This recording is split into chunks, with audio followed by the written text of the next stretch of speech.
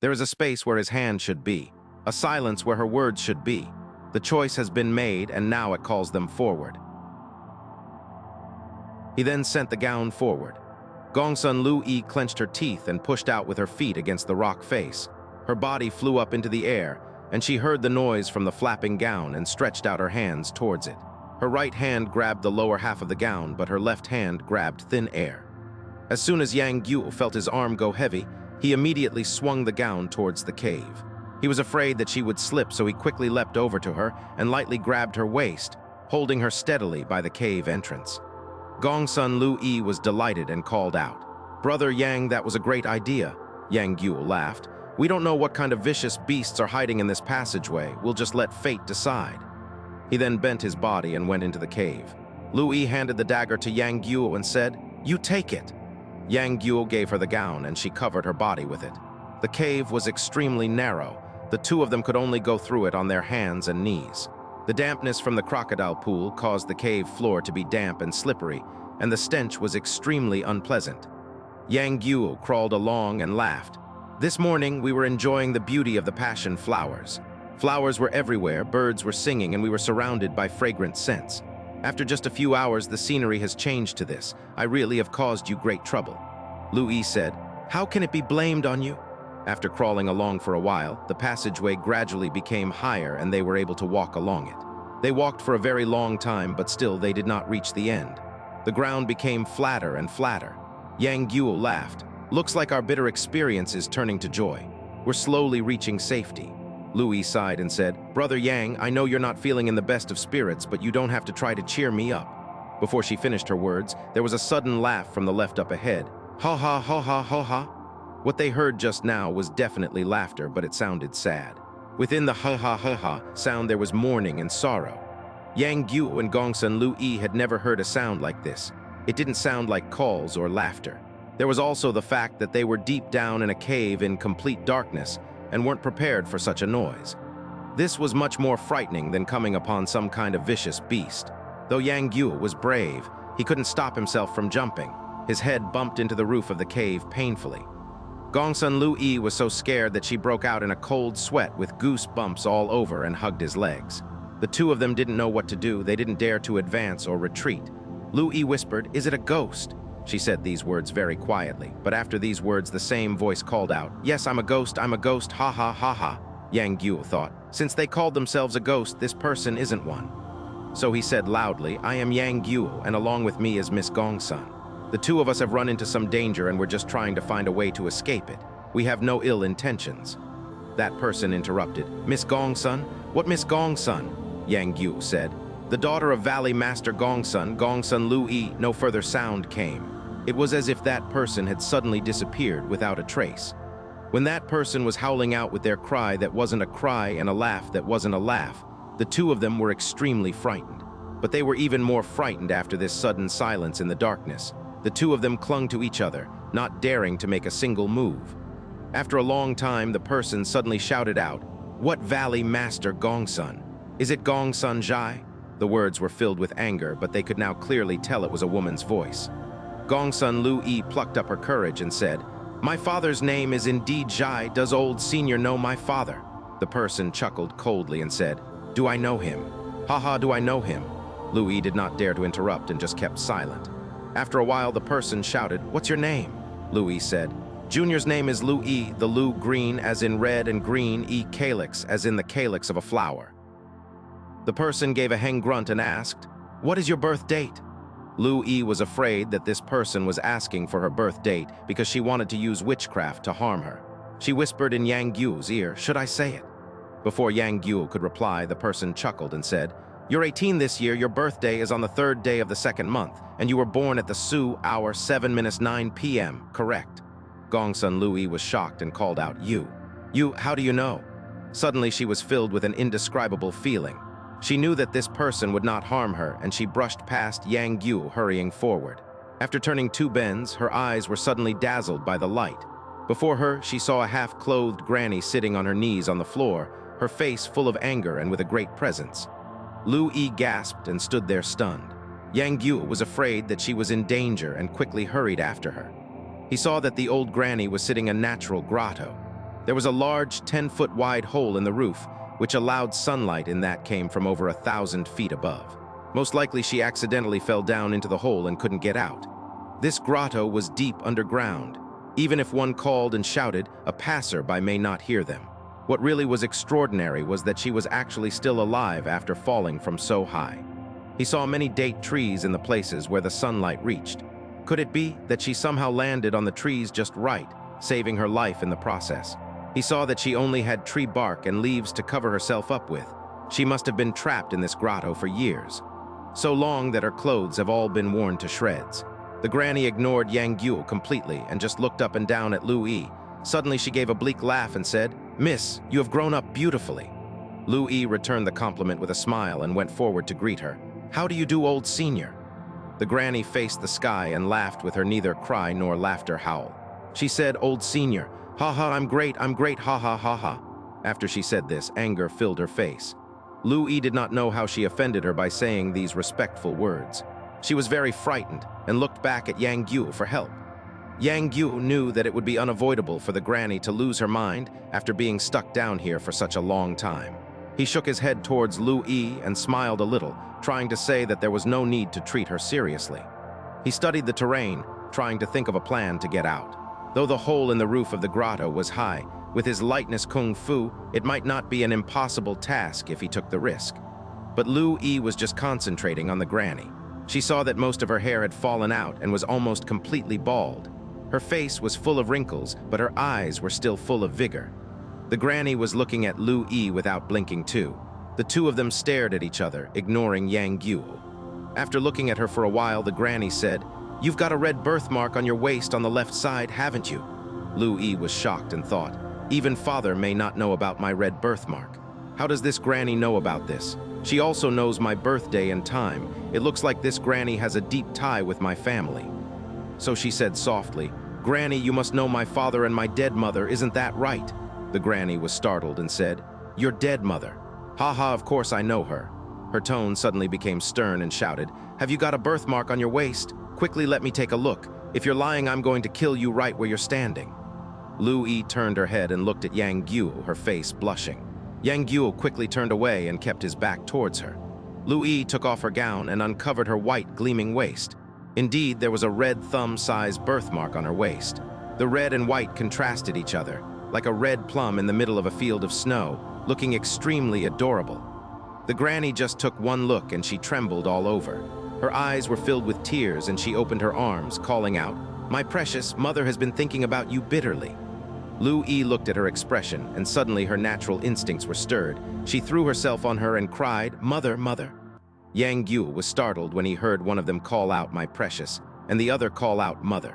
He turned around and saw the two hugging each other tightly. Lu E was shaking while the granny was in tears. Yang Guo thought, could it be that this granny is actually Miss Gongsun's mother? The granny's eyebrows suddenly rose and her face was filled with an air of death, just like Valley Master Gongsun when he fought. Yang Guo silently called out, "No." He was afraid that the granny would harm Lu E and dashed forward. But all she did was push Lu E lightly away on her shoulders and shout, "Stand up, I'm going to question you." Lu E was startled. She moved away from her and called out, "Mother," the granny said sternly, "why did Gongsun Jai send you here? He wanted you to come here to lie to me with your sweet talk, didn't he?" Lu E shook her head and said, "Mother, you're actually still alive, mother." Her face was filled with both joy and sadness, showing a daughter's love. How can this be faked? The granny kept on asking sternly, "Gongsun Jai said I was dead, didn't he?" Lu E said, "I have been filled with sadness over the years. I thought that I was a child without a mother. But my mother had actually been alive all this time. I'm really overwhelmed with joy today." The granny pointed to Yang Guo and said, "Who's he? Why did you bring him here?" Lu E said, "Mother, listen to me." She then told her how Yang Guo entered the valley, how he contracted the passion flower poison, how the two fell down into the crocodile pool. She told it all from the beginning.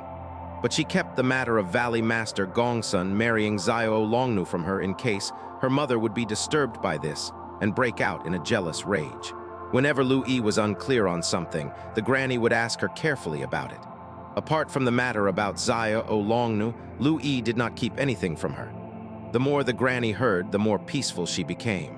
Her expression towards Yang Guo was also getting more and more pleasant. When Lu E described how Yang Guo killed crocodiles and how he protected her, the granny kept on calling out, "Good, good. Little kid, looks like my daughter hasn't picked you without good reason." Lu E's face went red, and she lowered her head. Yang Guo knew that it wasn't conveniently to explain all the intricacies within all these events right now, so he said, "Auntie Gongsun, we first need to come up with an escape plan. How do we get out?" The granny's face sank and shouted, "What Auntie Gongsun? Don't ever say the words Auntie Gongsun again. Don't think that because I look frail I can't do anything. If I want to kill you, it'll be as easy as turning my palm." A sudden "bo" sound was heard as something came out of her mouth. A zheng sound was heard as it knocked Yang Guo's dagger to the ground.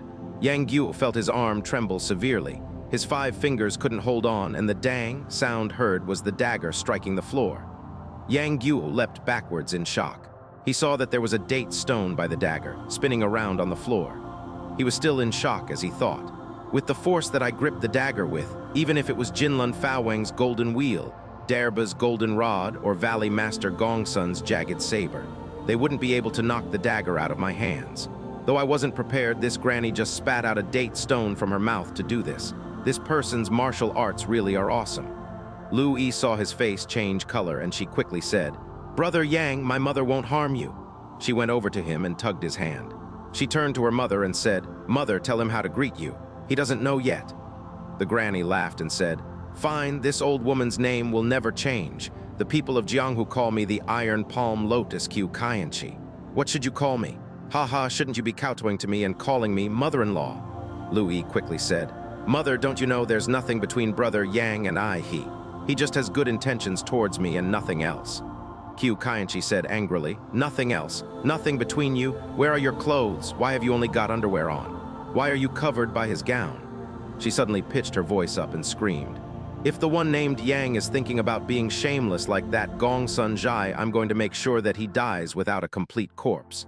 Refers to hacking the body apart. The one named Yang, are you going to marry my daughter?" Yang Guo saw that she spoke madly and was impervious to reason. How could she force him to marry her daughter after just speaking a few words? But if he bluntly refuses, it would be extremely embarrassing for Lu E. There's also the fact that this granny's martial arts are extremely high, and her character extremely weird. If he said any words that were just slightly displeasing, she would kill him immediately. He saw that the most important thing right now was for the 3 of them to get out of this place, so he said, "Please relax, old senior. Yang Guo is not a man without a conscience. I will never dare to forget the kindness that Lu E has shown me." These words were extremely agreeable. Though he didn't agree to marry Lu E, the words pleased the ears of Q Kaienchi. She nodded, "You'd better not." Gongsun Lu E, of course, knew what Yang Guo meant by this. As she looked at Yang Guo, there was a look of disappointment in her eyes, and she lowered her head. A while passed before she said to Q Kaienchi, "Mother, how did you get down here? Why did father say that you were dead and let me stay saddened for all these years? If I'd known you were here, I would have risked my life to come and find you." She saw that her mother was unclothed. If she let her mother wear Yang Guo's gown, then she would be insufficiently dressed. So she tore the back and front of the gown and draped it over her mother's shoulders. Yang Guo was saddened when he saw what a state the gown that Xiao Longnu had made for him had fallen into. It stirred the passion flower's poison, and his body broke out with unbearable pain once again. When Q Kaienchi saw this, her face moved slightly and her right hand searched for something on her person. But after a thought, her hand came out empty-handed. From her mother's expression and actions, Lu E had an inkling of her mother's thoughts. She pleaded, "Mother, can you cure the passion flower's poison that brother Yang has in him?" Q Kaienchi said in a subdued manner, "I have my own troubles being trapped down here. If others can't save me, how can I save others?" Lu E said anxiously, "Mother, if you save brother Yang, he will definitely help you. Even if you can't save him, brother Yang will do all he can to help you. Isn't that right, brother Yang?" Yang Guo did not have a good opinion of Q Kaienchi, but he should help her on behalf of Lu E. So he said, "Of course. Senior has been down here for so long, you must be very familiar with the layout and terrain of this place. Can Senior tell me 1 or 2 things about it?" Q Kaienchi gave a long sigh and said, "Though this place is deep in the ground, it's not that difficult to get out." She looked at Yang Guo and said, "You must be thinking that if it's not hard, how come I'm still down here? AI, the tendons in my arms and legs were destroyed long ago, and all my martial arts went with it." Yang Guo had noticed a while ago that there was something different about the movements of her arms and legs. But Lu E was shocked when she heard this. She asked, "You did this by falling from up above?" Qiu Kaianchi said gloomily, "No, a person did this to me." Qiu Kaianchi chuckled, "Revenge? Will you be able to do it? The person who destroyed my tendons is Gongsun Lu E." Ever since Lu E found out that she was her mother, she had a feeling that something like this had happened. But when she heard this with her own ears, she trembled all over and asked, "Why? Why?" Qiu Kaianchi glanced coldly at Yang Guo and said, "It's because I killed someone, a young, beautiful girl. It's because I killed Gongsun Lu's beloved." When she reached this point, her teeth chattered as she bit down. Lu E was frightened and moved back a little away from her mother while getting closer to Yang Guo. The grotto became silent. Qiu Kaianchi said suddenly, "Are you hungry? There are only dates for food in this grotto." After she said this, she got on all fours and crawled forward like a wild beast. Her movements were very swift. Lu E and Yang Guo both felt awful when they saw this sight. But Qiu Kaianchi had been crawling like this for years and didn't think anything of it. Lu E was about to dash forward to help her when she saw that she had already reached the base of a large date tree. Years ago, a date seed must have been blown down into the grotto by the wind and sprouted down here, growing and blossoming and slowly flourishing. And from that one seed, 50 or 60 trees eventually grew. If a date seed had not been blown down here, or if it had fallen onto infertile ground, Yang Guo and Lu E would have come across upon a pile of bones. Who could think that this pile of bones would be an eminent member of Wulin? And Lu E would never know that this was actually her mother. Qiu Kaianchi gathered a date stone from the floor and placed it into her mouth. She raised her head and spat out. The date stone shot upwards for tens of feet and struck a branch.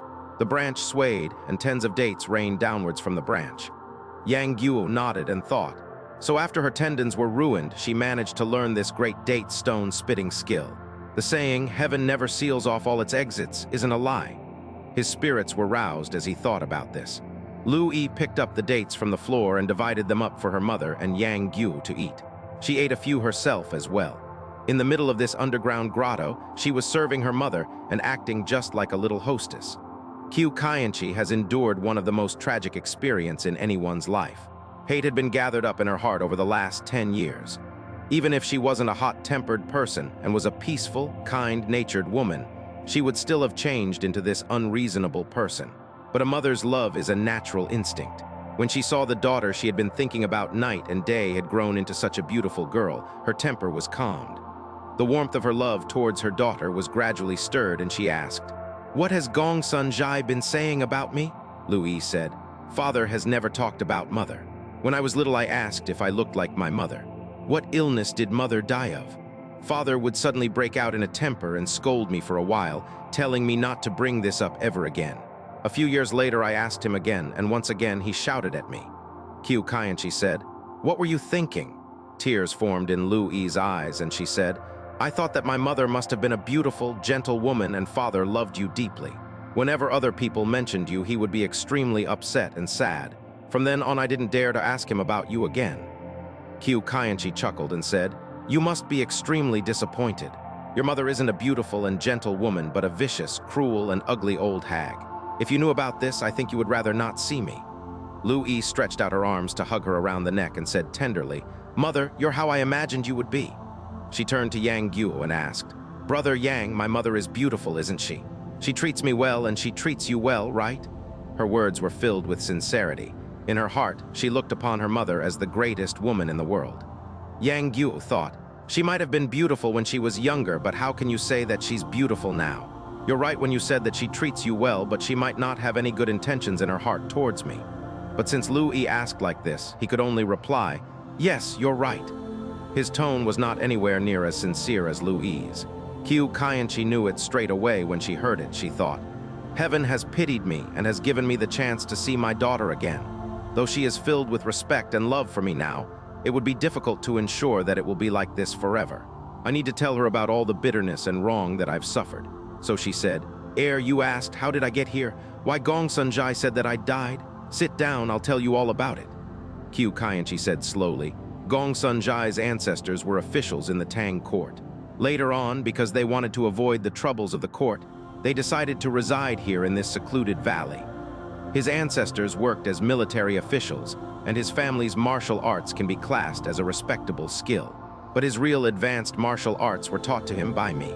Yang Guo and Lu E both felt rather surprised by this.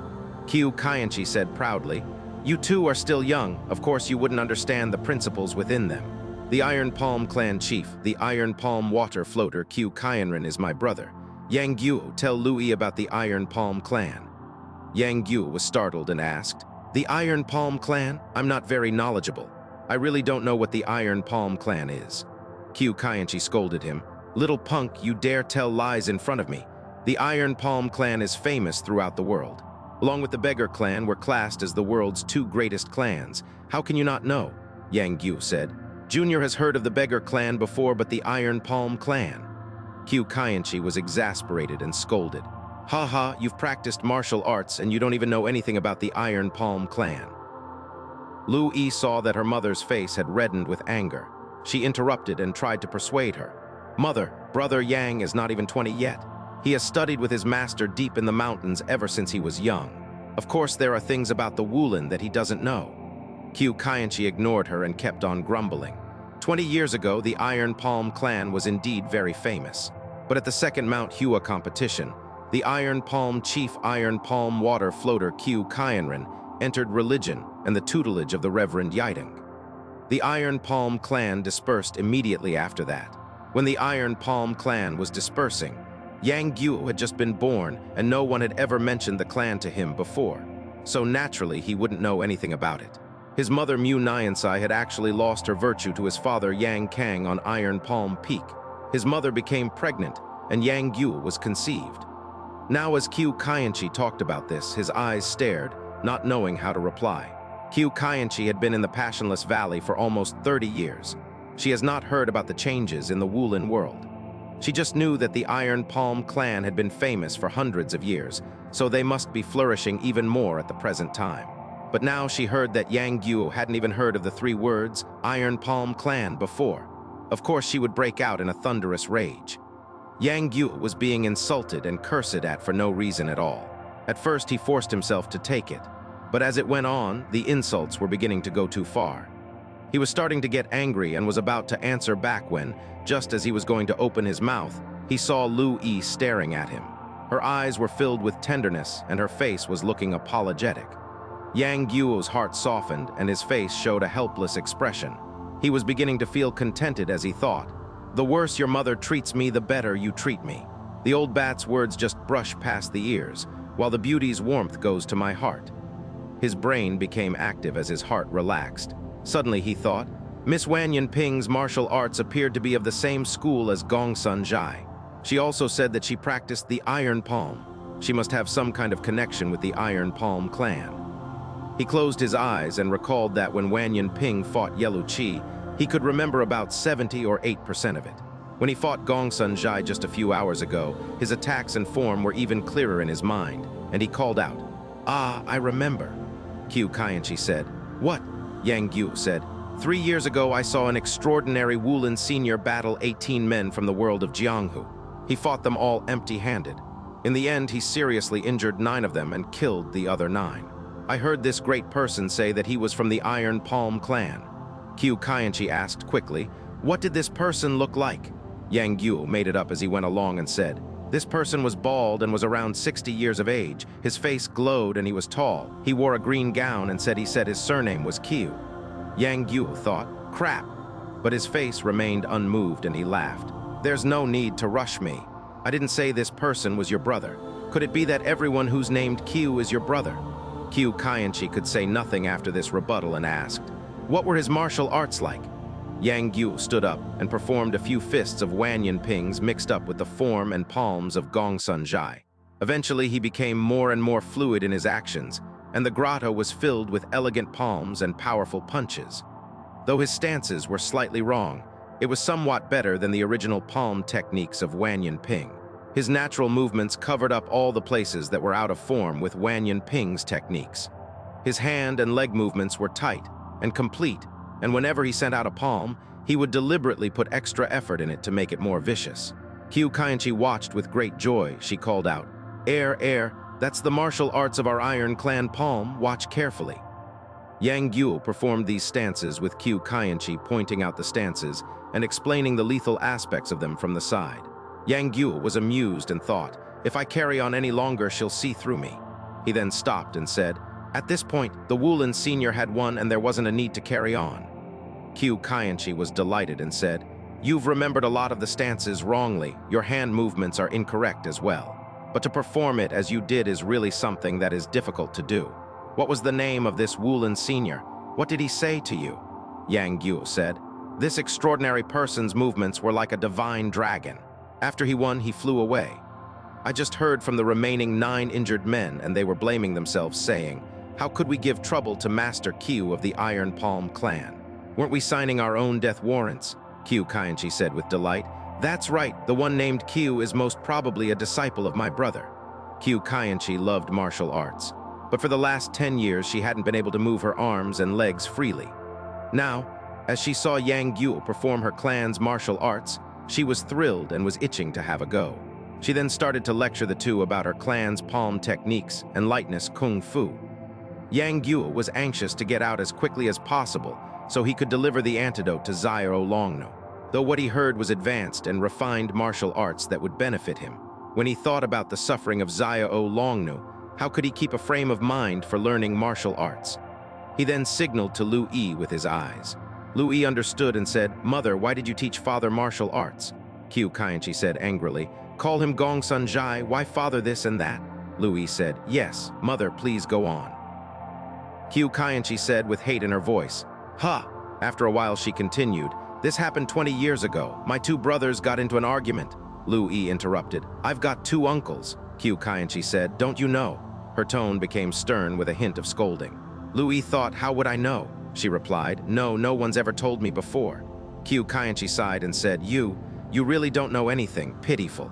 Pitiful? After a while she continued, your uncles are twins, your older uncle is called Qiu Kaienjang, your second uncle is Qiu Kaienren.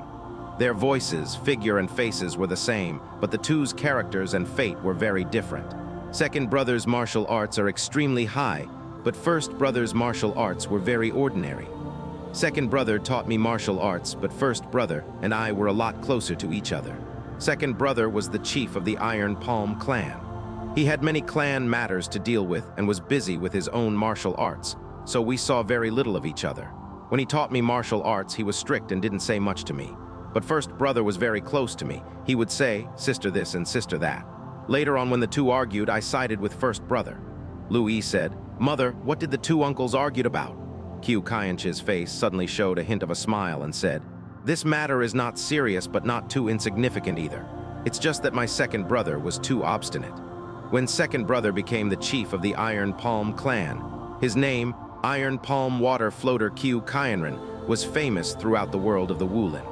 Very few knew my elder brother's name. Whenever my elder brother went out, he would sometimes borrow my second brother's name for convenience. The 2 of them looked the same and were real brothers, so what's so bad about borrowing his name? But second brother didn't see it this way. He would argue about this all the time, saying elder brother was a swindler and trickster. My elder brother had a good temper. Whenever second brother scolded him, he would just laugh and apologize. One time, second brother went too far. I couldn't do anything and so added a few words to help first brother. This brought trouble onto me and we argued. I left the Iron Palm Peak in anger and never returned. I roamed Jianghu by myself. One time I was pursuing a scoundrel and came to the Passionless Valley by accident. This was punishment for the bad deeds in my last life, and I met Gongsun Zhai. This evil scoundrel. We eventually got married. I was older than him by a few years and my martial arts were a lot stronger than his. After we got married, not only did I teach him martial arts, I looked after his everyday needs. He didn't have to do anything in the valley. His family's martial arts have its ingenious aspects, but there were too many holes in them. It was me who thought about it carefully and helped him improve it. One time, a strong enemy attacked. If it wasn't for me driving them away, this passionless valley would have been flattened long ago. Who could have predicted that this scoundrel would repay these deeds with ingratitude? After he grew his wings, he forgot about where all his martial arts came from, and who saved him in his time of danger. She then spurted out a load of insults and curses, with the insults becoming eviler as it went on. Lu E blushed when she heard this. She felt that insulting her husband like this in front of Yang Guo was a bit embarrassing. She kept on calling out, "Mother, mother." But how could she stop her? Yang Guo loved it. He hated Gongsun Lu E too and enjoyed these insults immensely. He couldn't stop himself from adding a few words to stir Qiu Kaienchi's mood further. If it wasn't for Lu E, he too would have opened his mouth and insulted him as well. Qiu Kaienchi exhausted her insults until nothing new could be added. She had repeated everything she said and had to stop. She continued, "That year I was pregnant with you, and it was unavoidable that my character would become a bit more anxious and worried. Who knew that while it seemed like he treated me the same on the outside, he was having an affair with a maid behind my back. After you were born, he still carried on with this maid. I didn't know anything. I thought that after we had this beautiful daughter, he would treat me better. I was deceived by them for a few years. One day I accidentally stumbled across them and heard them discussing about leaving the valley together and never returning. I was hiding behind a tree and heard that scoundrel say that he was worried about how high my martial arts were, and the further they went the better. How I was too controlling and didn't give him any freedom. He said he only felt alive when he was with that bitch maid. I had always thought his feelings for me were real, but when I heard this, I was so angry that I almost fainted. I wanted to dash forward and kill the two right there and then. Although he was heartless, I still looked back fondly upon the many years of us being a husband and wife. He was originally a good person. This must be the fault of that seducing bitch using her charms on him. I held my anger and stood behind the tree, listening carefully."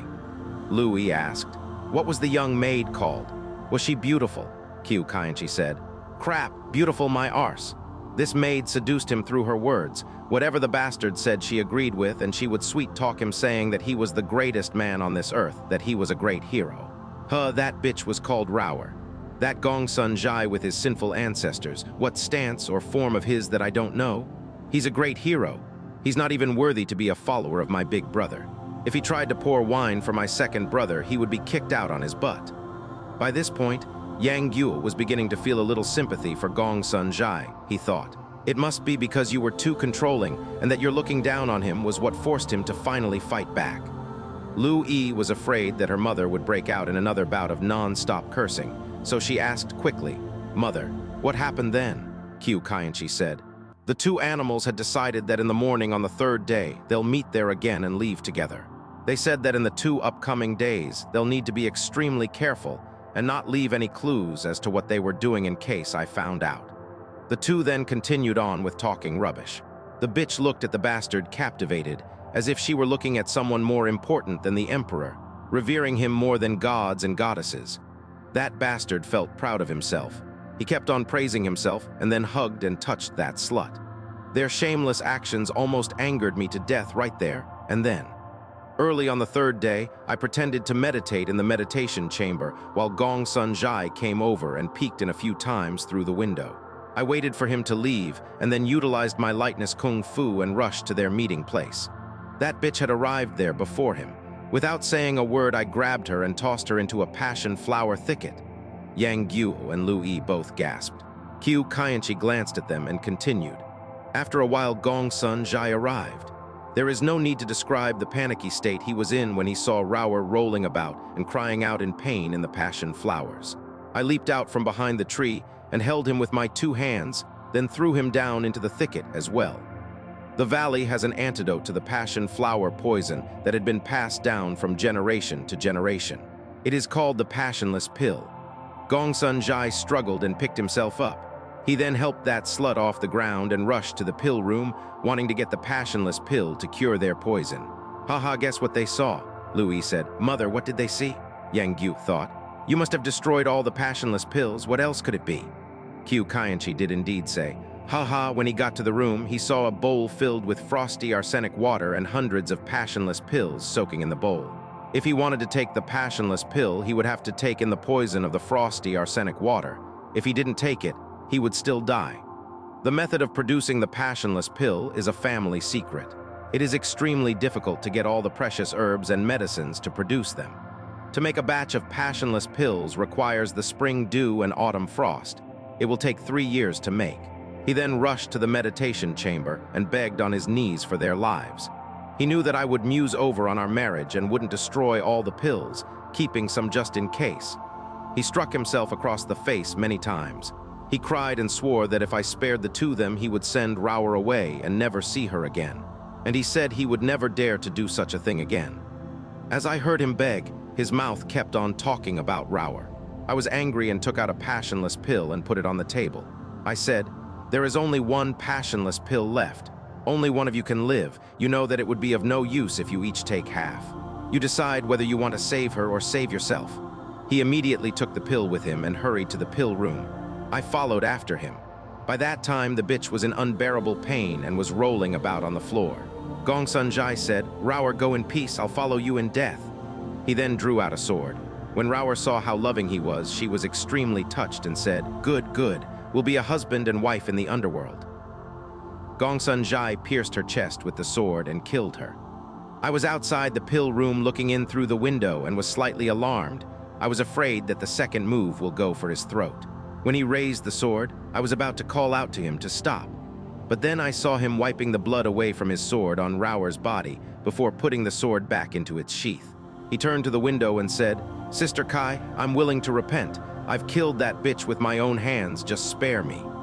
He lifted his hand towards his mouth and swallowed the passionless pill.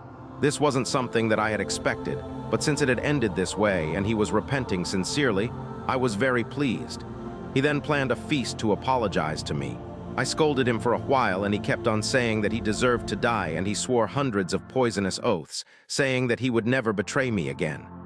Yang Guo thought, "You're falling into his trap." However, Lu E was in tears. Qiu Kaianchi said angrily, "What? You pity that bastard?" Lu E shook her head and didn't say anything. She was actually crying at her father's cruelty and heartlessness. Qiu Kaianchi continued, "I drank 2 cups of wine and chuckled. I then took out another passionless pill from my pockets and placed it on the table. I laughed. You might have acted a bit too fast. I was just testing what kind of person you were. If you had begged for just a little while longer, I would have given 2 pills to you. You would have been able to save the life of that little beauty. Wouldn't that have been great?" Lu E quickly asked, "Mother, if he actually did beg you for a little while longer, would you have given him 2 pills? Qiu Kaianchi thought for a while and said, "I don't know." At that time, the thought of saving that slut passed through my mind. If I saved her and sent her away, then Gongsun Lu would have been touched by this and might have actually come back to me, not daring to do such things again. But all he cared about was his life, and he quickly killed his own lover. That can't be blamed on me. Gongsun Lu picked up the passionless pill and looked at it for a long while before he raised his cup and laughed. "Sister Kai, that's in the past. Why bring it up? It's better to kill that girl and tie things up neatly. Let's drink." I was slightly suspicious when he kept on telling me to drink, but I was feeling great and joyful and actually became quite drunk. By the time I woke up, I was already down in this grotto, and the tendons in my arms and legs had been destroyed by him. That bastard did not have the guts to see me again. He must have thought that I died long ago. When she finished talking about this, her eyes suddenly developed a fierce light, and her expression was terrifying. Yang Guo and Lu E both turned away, not daring to look her in the eye. The 3 of them didn't say a single word for a long, long time. Qiu Kaianchi said, "Yes, do you think that bastard would send me food?" Lu E hugged her and cried, "Mother." Yang Guo said, "Has Gongsun Lu ever mentioned an exit to this grotto?" Qiu Kaianchi chuckled. "He never mentioned that there was such a grotto and pool beneath the manor in all the years we were married. If there was another exit, that bastard would not have put me here. He put those crocodiles in the pool afterwards. He was still afraid that I would somehow manage to get out." Yang Guo looked around and saw that indeed there was no other way out apart from the entrance. He lifted his head and looked at the hole in the grotto roof. It was at least 1,000 feet off the ground. The tallest tree down there was just 40 or 50 feet tall. Even if 20 of them were stacked together, they would not reach the roof. He thought for a while but couldn't come up with anything. He then said, "I'll take a look from the top of the tree." He then leapt on top of a date tree and saw that there were bumps and grooves higher up the stone walls. It wasn't like down below where it was all smooth and slippery. He then climbed up along the wall and was getting higher and higher. He was pleased and turned back to Lu E and called out, "Miss Gongsun, if I can get out, I'll let a rope down and get both of you out." He climbed up about 600 or 700 feet. With his outstanding lightness kung fu, he managed to turn all the dangers he met along the way into minor obstacles. But when he was about 70 or 80 feet away from the entrance, the walls became smooth and slippery without any handholds, and the walls slanted inwards as well. You wouldn't be able to get out unless you were a fly. Yang Guo took a look around and saw that the opening of the cave was around 10 feet wide, more than enough space for someone to pass through. He had a plan and slipped back down to the bottom of the grotto and said, "We can get out, but we'll need a long rope." He then took out the dagger and cut bark off the date trees and tied them into a rope. Gongsun Lu E was delighted and helped him. Although the two were quick, they had to work for over 4 hours. The sky was dark before they finished forming an extremely long rope made out of tree bark. Yang Guo held the rope and tugged it a few times with force. He said, "It won't snap." He then used the dagger to cut off a branch that was around 15 feet in length and tied one end of the rope to the middle of the branch and wrapped the rope up around it. He then climbed up along the wall again until he neared the top. He then used the 1,000-kilogram fall in his legs to secure his footing and circulated energy into his arms. He shouted out, "Get up!" He threw the tree branch towards the opening of the cave. He used just the right amount of energy, and when the branch came back down, it hung across the opening of the cave. Yang Guo pulled the rope to make sure the branch was secure across the opening of the cave. Just 2 tugs, after which he felt the branch was tight, secure, and would be able to take his weight. He called out, "I'm going up." He grabbed the rope and climbed up it. He looked down and saw that Lu E and her mother had become 2 small black images in the indistinct evening light. He used more strength in his hands and climbed up even quicker. In a short while, he had reached the branch that was hanging across the opening of the cave. He bent his arms, and a "hoo" sound was heard as he flew out of the cave and landed on the ground. He took in a few deep breaths and then stood up. He saw that a bright moon had risen in the east above the mountains. He had been trapped down in the pool and grotto for half a day. Now, as he gained freedom, he felt an indescribable comfort and thought, "Will I feel no boredom at all if I stay in the tomb with Gu Gu?" It is clear that the affect of the surroundings depends on one's feelings. If one wants to get out but can't, they'll feel troubled in their hearts. But for those who don't want to get out, getting out will create misery. He then lowered the rope.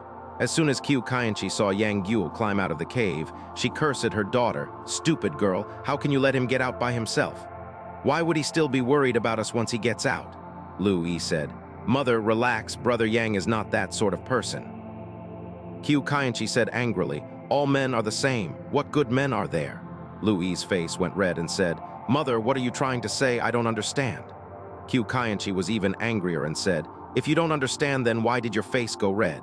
Let me tell you, when it comes to men, you cannot give them one single step. You cannot be careless. Can't you see what happened to your mother?" Just as she was beginning to carry on non-stop, Lu E got up and caught the rope. She tied it around tightly around her mother's waist and smiled. "Look, does brother Yang care about us or not?" She then tugged on the rope, signaling to Yang Guo that she had tied her mother in place. Qiu Qianqi gave a hang, grunt, and said, "Let me tell you, once we get back up, you better make sure you hold onto him tightly and don't give him an inch." Zhang Fu, Zhang Fu. Zhang Fu equals husband. Zhang equals 10 feet. Within 10 feet, they are still your husband, but once outside of 10 feet, they're not your husband anymore, do you understand? Your grandpa named your mother Qianqi. 1,000 Qian feet. Kai is 100 Zhang, haha. What husband is there outside of 1,000 feet? Lu E was amused, but sad at the same time. She thought, "Mother's thinking really is wishful. He hasn't got a place for me in his heart." Her eyes went red and she turned her head.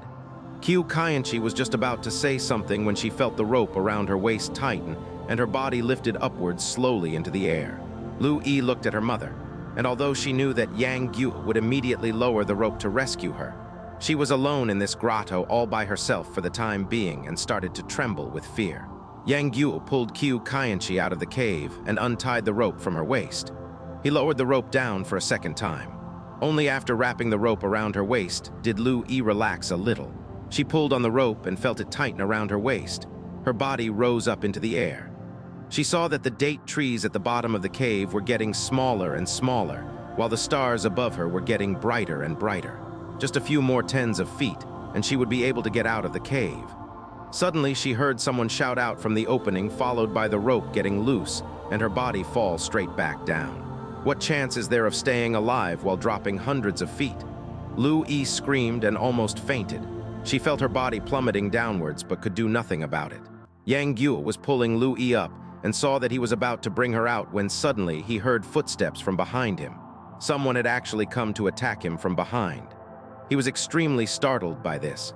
He couldn't worry about trying to turn around to fight off the attacker and just pulled the rope as quickly as possible. He heard the attacker shout, "What are you doing sneaking around here?" The sound of a ferocious wind followed, and an extremely long and heavy weapon was sent out towards his back. From the sounds of the weapon, Yang Guo knew it was the short man Fan Yueng.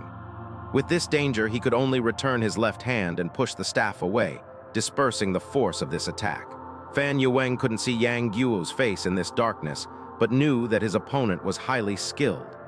He took back his staff and swept the staff out again towards his opponent's waist. He had put all his strength behind this attack and really wanted to break his opponent into two pieces. Yang Guo was holding up Lu E along with the fairly weighty long rope with his right hand only. In a little while, he would struggle to keep control. When he saw the staff come towards him again, he again sent out his left palm to disperse the attack. He didn't predict that this attack of Fan Yueng's was so ferocious. When his left palm met the staff, his whole body trembled. His right hand couldn't hold on, and the rope slipped with Lu E plummeting downwards. From the screams of Lu E, one could tell that she was at the top of the grotto. Qiu Kaianchi and Yang Guo both called out. Yang Guo didn't care about defending himself against the staff and sent his left hand forward as he bent to take the rope. But the force that Lu E was falling down with was extremely high. The weight of Lu E and the rope, along with their plummeting speed, created a force of about 1,000 kilos. Yang Guo just held the rope for a little while before the force pulled him forwards headfirst towards the entrance of the cave. Though his martial arts were high, he couldn't make a single move right now. Qiu Kaianchi's martial arts had been lost along with the tendons in her arms and legs. She could only watch anxiously from the side as the rope outside the cave became shorter and shorter. Once the rope reaches its end, Yang Guo and Lu E would fall tragically to their deaths. The end of the rope flew towards Qiu Kaianchi as the rope pulled down quickly with Yang Guo and Lu E's weight. As it neared its end, Qiu Kaianchi had an idea. "You evil bastard, I'm going to take you with us."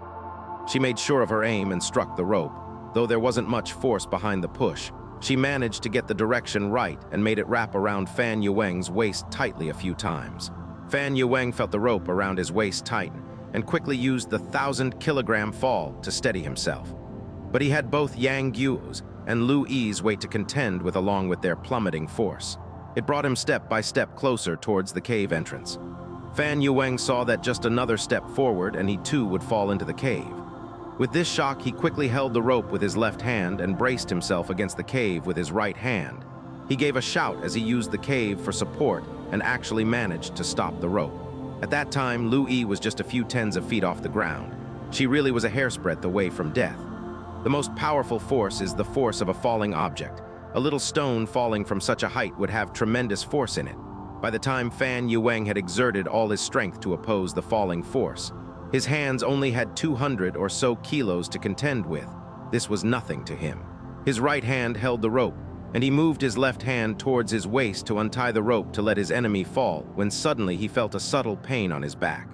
A sharp object was pressed against the spirit stage pressure point below his 6th vertebrae. A woman's voice shouted, "Quickly pull them up. Damage to the spirit stage will lead to ruin of the veins." Fan Yueng was shocked. These words of "damage to the spirit stage will lead to ruin of the veins" were the exact words of warning that his master had told him when teaching him pressure point sealing martial arts. He didn't dare to go against this person's orders and pulled Yang Guo and Lu E up with his arms. The falling force he had just opposed was extremely ferocious. Right now he felt pressure in his chest and a desire to throw up blood. He knew that he had suffered an internal injury and he shouldn't use any force. But his life was in the hands of his enemy. He could only risk his life and comply.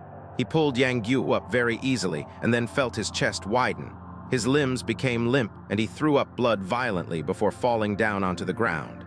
The rope slipped once more as he loosened his hand. Qiu Kaianchi called out, "Quickly save her." Yang Guo did not need any prompts. He grabbed the rope and eventually pulled Lu E up. Lu E had fainted from shock after being dropped down and pulled up so many times. Yang Guo first sealed the hidden rabbit and large bone pressure points of Fan Yueng to stop his arms and legs from moving before waking Lu E up. Lu E regained consciousness slowly. When she opened her eyes, she did not know where she was. Under the moonlight, she saw Yang Guo laughing and looking at her. She threw herself into his arms and called out, "Brother Yang, are we dead? Is this the underworld?" Yang Guo laughed. "Yep, we're both dead." Lu E noticed something was wrong with his tone. There was a hint of teasing behind it, and she moved backwards to look at his face clearly. She saw her mother looking at her with her expression that was neither a smile nor a scowl. Lu E was embarrassed and called out, "Mother!" She stood up. Yang Guo saw that although Qiu Qianqi had lost her martial arts, she was still able to subdue Fan Yueng and saved his life as a result. He had much respect for her and asked, "How did Senior subdue that shorty?" Qiu Qianqi gave a faint smile and raised her hand. There was a sharp stone in it. She taught Gongsun Zhai's pressure point sealing techniques, and Fan Yueng was taught by Gongsun Zhai. The same things were passed from Qiu Qianqi down to Fan Yueng with no difference in the formulae. She had placed the sharp stone on Fan Yueng's spirit stage pressure point and called out the frightening words of damage to the spirit stage will lead to ruin of the veins. How could Fan Yueng not get alarmed? But with the strength in Qiu Qianqi's hand and with such a small stone, how could she cause ruin of the veins? Fan Yueng showed no fear and shouted, "Just kill me quickly, stop your babbling." Yang Guo said, "Valley Master Gongsun sent you here." Fan Yueng said angrily, "Yes, Master ordered me to scout the surroundings in case there were evil scoundrels around. Master was right, there are people sneaking around who are up to no good." As he talked, he took a look at Qiu Qianqi. He didn't know who this old granny was, and why on earth did Miss Gongsun call her mother. Fan Yueng was older than the Gongsun couple. When Gongsun Zhai took him as a disciple, Qiu Qianqi had already been trapped down in the grotto. Because of this, he didn't recognize her. But from the words of the three, he knew they were plotting something against his master. From his words, Qiu Qianqi could tell that he was extremely loyal to Gongsun Zhai. She was furious and said to Yang Guo, "Quickly kill that short man, don't leave trouble for the future." Yang Guo turned around to Fan Yueng and saw that he showed no fear. He respected the fact that he was a good man and wanted to spare him. Right now he needed help from Qiu Qianqi and couldn't disobey her. He said, "Miss Gongsun, take your mother and make your way. I'll follow immediately once I've killed him." Qiu Qianqi shouted angrily, "Go, go. You don't listen to anything I say. What use have I got for a daughter like you?" Lu E didn't dare to say anything else and searched for a way down the peak. Yang Guo went to Fan Yueng and whispered, "Brother Fan, the pressure points of your arms and legs have been sealed. They will unseal by themselves in 12 hours' time. I haven't got anything against you and I can't kill you." He then utilized his lightness kung fu and chased after Lu E. Fan Yueng had closed his eyes and was waiting for his death. There was no way that he could have predicted that Yang Guo would treat him like this. He was stunned and couldn't say anything. He opened his eyes and watched the three disappear into the darkness. Yang Guo was anxious to see Xiao Longnu and didn't like the slow pace of Lu E, so he said, "Senior Qiu, I'll carry you for a while." At first, Lu E was worried about the frosty reception between Yang Guo and her mother. But when she heard that he was willing to carry her, she was delighted and said, "It's your turn to work a little." Qiu Qianqi said, "I carried this beautiful daughter in my womb for 9 months, and she became yours with just a word. Don't you think that I deserve to be carried by you for a while?" Yang Guo was startled, but felt it was inappropriate to reply. He put her on his back and stirred his kai, then shot down the mountain like an arrow from a bow. Qiu Qianren was named the Iron Palm Water Floater. His lightness kung fu could be as considered as the best in Wulin. Years ago, when he was chased by Zhou Batang for 10,000s of miles, he went from the Central Plains straight to Zuyu. Even with Zhou Batang's great martial arts, he wasn't able to catch up with Qiu Qianren. Qiu Qianqi's martial arts were taught to her personally by her brother. Before her martial arts were lost, her lightness kung fu was first class. Now, as she was being carried by Yang Guo, she felt him move as if his feet weren't touching the ground and he was flying along. He was running fast and steadily. She gave him much respect and was surprised. "This little kid's lightness kung fu is completely different to my clan's, but it is definitely not below that of the Iron Clan's martial arts. I cannot look down on him." She had felt that her daughter was losing out in not marrying this kid, but her daughter had decided there was nothing she could do. Right now, she was beginning to feel that this future son-in-law was deserving of her daughter. In a short while, Yang Guo reached the bottom of the peak. He turned around to look for Lu E and saw that she was still somewhere around the middle. After a long while, she reached the bottom of the mountain. By that time, she was breathing heavily and her forehead was covered with sweat. The three of them made their way quietly to the back of the manor. Lu E did not dare to go into the manor and went to a neighboring building to borrow clothes for herself and the gown and fan that her mother wanted. She also borrowed a gown for Yang Guo. Qiu Kaianchi wore the human skin mask and put on the gown. Her hand held the fan, and she let Yang Guo and Lu E support her as they made their way into the manor. As they made their way, the three of them were filled with thoughts. Qiu Kaianchi had not been back here for over 10 years. As she returned to old grounds, she felt a great release. But then she saw that grand red lanterns were hung at the door of the manor. She took a closer look and saw that the doors were decorated for a celebration. Drums and music could also be heard from inside the hall. All the servants were startled when they saw Qiu Kaianchi and Yang Guo. But when they saw Lu E with them, they didn't dare to say anything. The three went straight into the hall and saw that it was filled with guests. Most of them were the neighbors of the Narcissus Manor of the Passionless Valley. Gongsun Lu E was dressed in a groom's outfit and stood on the left. The bride was standing on the right wearing a phoenix hat and red veil. Though her face was covered, one could see that she had a fine figure. This was Xiao Longnu. The firelight in the courtyard flickered. 3 loud noises were heard. The person leading the procession sang, "The time has come, the newlyweds bow to the heaven and earth." Qiu Kaianchi laughed.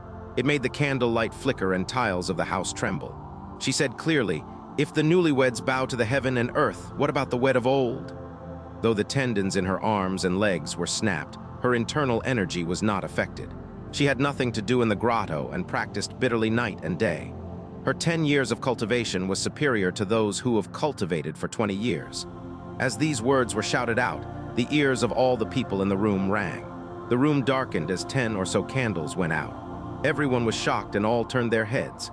Gongsun Lu E was already shocked when he heard the shout. But when he saw Yang Guo and his daughter safe and sound beside this concealed guest, he was even more startled.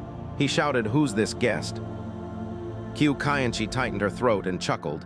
"You and I have a close relationship. Are you pretending that you don't know me?" When she spoke these words, she had submerged her Kai into her Dan Tian. Though she didn't speak loudly, the words reverberated far and wide.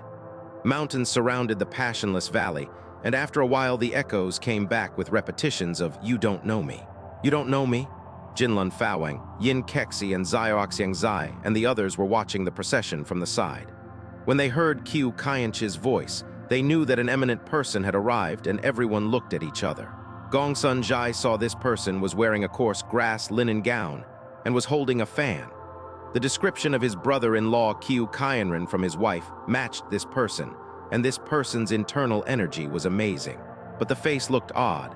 It looked like the face of Zhou Badong when he was disguising himself as Xiaoxiang Zai. There must be something awry here. He prepared himself and said coldly, "I have never met this guest before, so isn't this close relationship a joke?" Yin Kexi was versed in Wulin affairs. When he saw Qiu Kaianchi's coarse grass linen gown and fan, his mind lit up and asked, "Could it be that iron palm water floater Qiu Kaianren Senior Qiu Lao is here?" Qiu Kaianchi laughed and fluttered her fan a few times before saying, "And I thought that all the people who knew this old and useless man had all died long ago. So there's one remaining." Gongsun Lu E was unmoved and said, "Are you really Qiu Kaianren? I'm afraid that it's just some lying scoundrel." Qiu Kaianchi was shocked and thought, "This bastard is clever. How does he know that I'm not my brother?" She couldn't see how he saw through her and just chuckled, not replying. Yang Guo ignored the games of the couple and dashed over to Xiao Longnu. He held the passionless pill in his right hand and lifted the veil across her face with his left hand. He said, "Gu Gu, open your mouth." Xiao Longnu's heart skipped a beat when she saw Yang Guo again. Her shock and delight amassed together at once, and she said, You are indeed better." She knew that Gongsun Lu E was an evil and cruel man. She only agreed to marry him because she wanted to save Yang Guo's life. When Yang Guo suddenly appeared in front of her again, she thought that Gongsun Lu E had kept to his word and cured his poison. Yang Guo placed the pill in her hand and said, "Quickly swallow." Xiao Longnu did not know what it was, but did as she was told. After a short while, she felt a cool air penetrating through her Dan Tian. The hall broke out in chaos. When Gongsun Lu E saw that Yang Guo had come here again to cause trouble, he wanted to go up and stop him. But he was worried about the concealed strange guest. He didn't know whether or not that person really was his brother-in-law iron palm water floater Qiu Kaianren, and didn't dare make a move for the time being. Yang Guo tore off Xiao Longnu's phoenix hat and red veil, then pulled her to the side and said, "Gu Gu, that scoundrel valley master is going to suffer, let's watch." Xiao Longnu was confused and just leaned on Yang Guo. She didn't know what to say. Ma Guangzuo felt unspeakable delight when he saw Yang Guo suddenly appearing here again. He went to him and kept on asking questions. The thought of him disturbing the two never entered his mind. Yin Kexi had heard that 20 years ago, Qiu Qianren shook the world of Wulin and was extremely famous. Now he heard the laugh and shout which echoed throughout the valley. His internal energy was extremely high, and he wanted to meet him. He stepped forward and bowed, saying, "Today is Valley Master Gongsun's day of celebration. Has Senior Qiu Lao come for the celebrations as well?" Qiu Qianchi pointed to Gongsun Zhai and said, "Do you know who that person is to me?" Yin Kexi said, "I don't know, but I would like to know." Gongsun Zhai asked again, "Are you really the iron palm water floater?" "That's strange." He clapped his hands and said to a disciple in green, "Go to the library and bring the box from the shelf on the eastern side to me." Lu E did not know what to do and just pulled a chair over for her mother to sit down in. Gongsun Zhai was surprised. How come she and that Yang scum are still alive after falling into the crocodile pool? In a short while, the disciple returned with the box and handed it over to Gongsun Zhai. Gongsun Zhai opened it and took out a letter. He said frostily, "Years ago, I received a letter from Qiu Qianren. If you really are Qiu Qianren, then this letter is a fake." Qiu Qianchi was shocked and thought, "Ever since brother and I argued, we've never contacted each other. Why did he send a letter to me all of a sudden? What's in the letter?" She then said loudly, "When did I write a letter to you? That really is a load of bull." When Gongsun Zhai heard her accent, he suddenly remembered someone.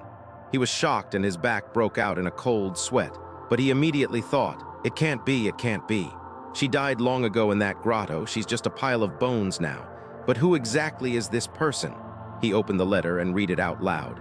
"To brother Zhai and sister Kai.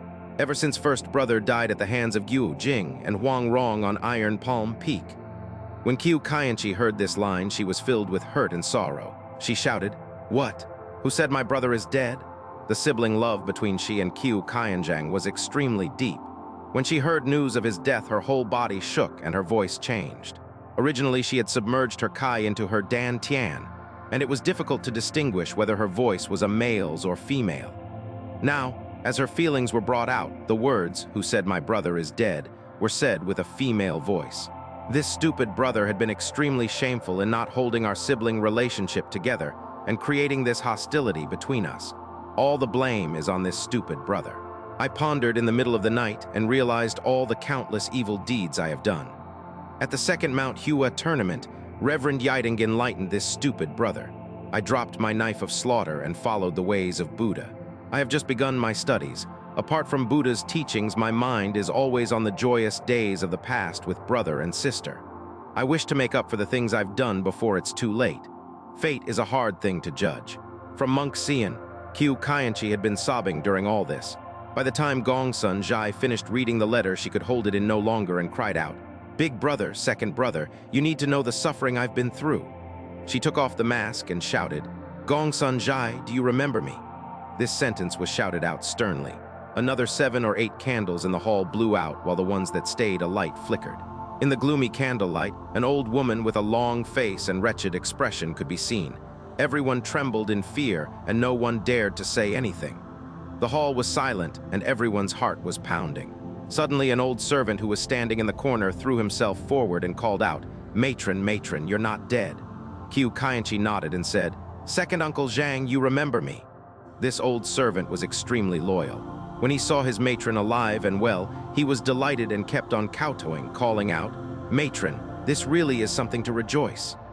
Apart from Jinlun Fawang and the others, all the guests were residents of the valley. Most of the people over 30 or 40 years of age could remember who she was, and they all rushed forward with their questions. Gongsun Zhai shouted loudly, "Stand back!" The crowd was alarmed and moved back. They saw him pointing to Qiu Qianchi, shouting out, "Witch, why have you returned? You've actually still got the face to see me." Lu E had been hoping that her father would admit his mistakes and get back together with her mother. But when her father came out with this, she became emotional and rushed to her father. She knelt down on the floor and called out, "Father, mother's not dead, mother's not dead. Quickly apologize and ask for her forgiveness." Gongsun Zhai chuckled, "Ask her for forgiveness. What have I done wrong?" Lu E said, "You trapped mother down that grotto and let her stay down there to suffer for over 10 years. Father, how could you do that to her?" Gongsun Zhai chuckled. "It was she who first harmed me. Do you know that?" She pushed me in the flower thicket and let me endure the suffering of the piercing of thousands and thousands of thorns. Do you know that? She placed the antidote in frosty arsenic water, putting me in a situation where if I took it, I'd die. If I didn't, I'll still die. Do you know that? She even forced me to kill my lover. Do you know that? Lu E cried. I know that. It was Raoer. Gongsun Lu E had not heard this name for over 10 years. His face changed as he heard it and he faced the sky, mumbling, Yes, it was Raoer, it was Raoer. He pointed to Qiu Qianqi and said with revulsion, It was that evil and cruel witch who forced me to kill Raoer. His face was becoming more and more mournful. He quietly called out, Raoer, Raoer. Yang Guo felt that sinful couples were not good people. He was poisoned himself and had only a few days to live. He just hoped that he could spend these few days with Xiao Longnu in peace. He didn't care about which one of the Gongsun couple was wrong or right. He lightly tugged on Xiao Longnu's sleeve and whispered, Let's go.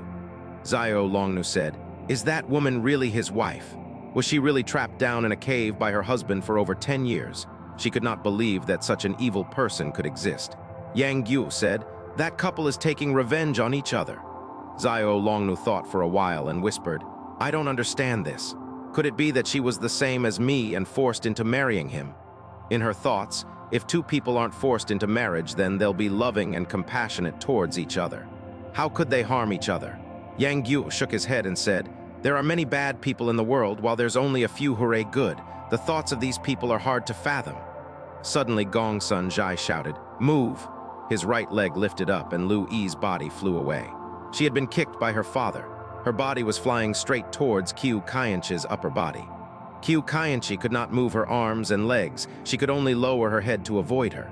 But Lu E was coming in too fast. A pang sound was heard as she crashed into the shoulders of her mother. Qiu Qianqi fell backwards with the chair, her bald head crashing into the stone pillar behind her. Blood stained the stone pillar and she couldn't crawl back up. After being kicked by her father, Lu E was on the floor as well, lying unconscious. The greater Xia. Yang Guo wanted to keep himself away from this dispute, but when he saw how cruel Gongsun Lu E was, his anger erupted and he decided to step forward to argue with him. Just as he was about to do this, Xiao Longnu dashed forward and picked up Qiu Qianqi. She patted her jade pillow pressure point a few times and controlled the bleeding. She then tore off a piece of cloth from her sleeve and covered her wound before shouting at Gongsun Lu E. Mr. Gongsun, she is your wife. How can you treat her like that? Since you've already got a wife, why do you still want to marry me? Even if I married you, won't you treat me just as you've treated her? Those 3 sentences were asked fervently. Gongsun Lu E's tongue was tied and he couldn't reply. Ma Guangzuo couldn't help himself and cheered. Xiao Xiangzai said coldly, This miss is right. Gongsun Lu E really did love Xiao Longnu. Though he was made speechless by her, he didn't get angry, he was just embarrassed. He lowered his tone and said to her, Sister Liu, how can you compare yourself with that evil woman? I can't love you enough. If I have any ill intent towards you, then let heaven condemn me where I stand. Xiao Longnu said coldly, All I need is him to love me. Even if your love for me is 100 times stronger, I wouldn't care. She then went over to Yang Guo and held his hand. Yang Guo was filled with resentment, he thought. Gugu loves me like this, yet I just have a few days to live, and it's all because of this bastard. He pointed to Gongsun Lu E and shouted, You said you have no ill intent towards my Gugu, huh? You left me for dead and then lied to my Gugu to get her to marry you. Is that good intent? She's been poisoned by the passion flowers and you know that there isn't an antidote to cure her, yet you don't tell her. Is that good intent?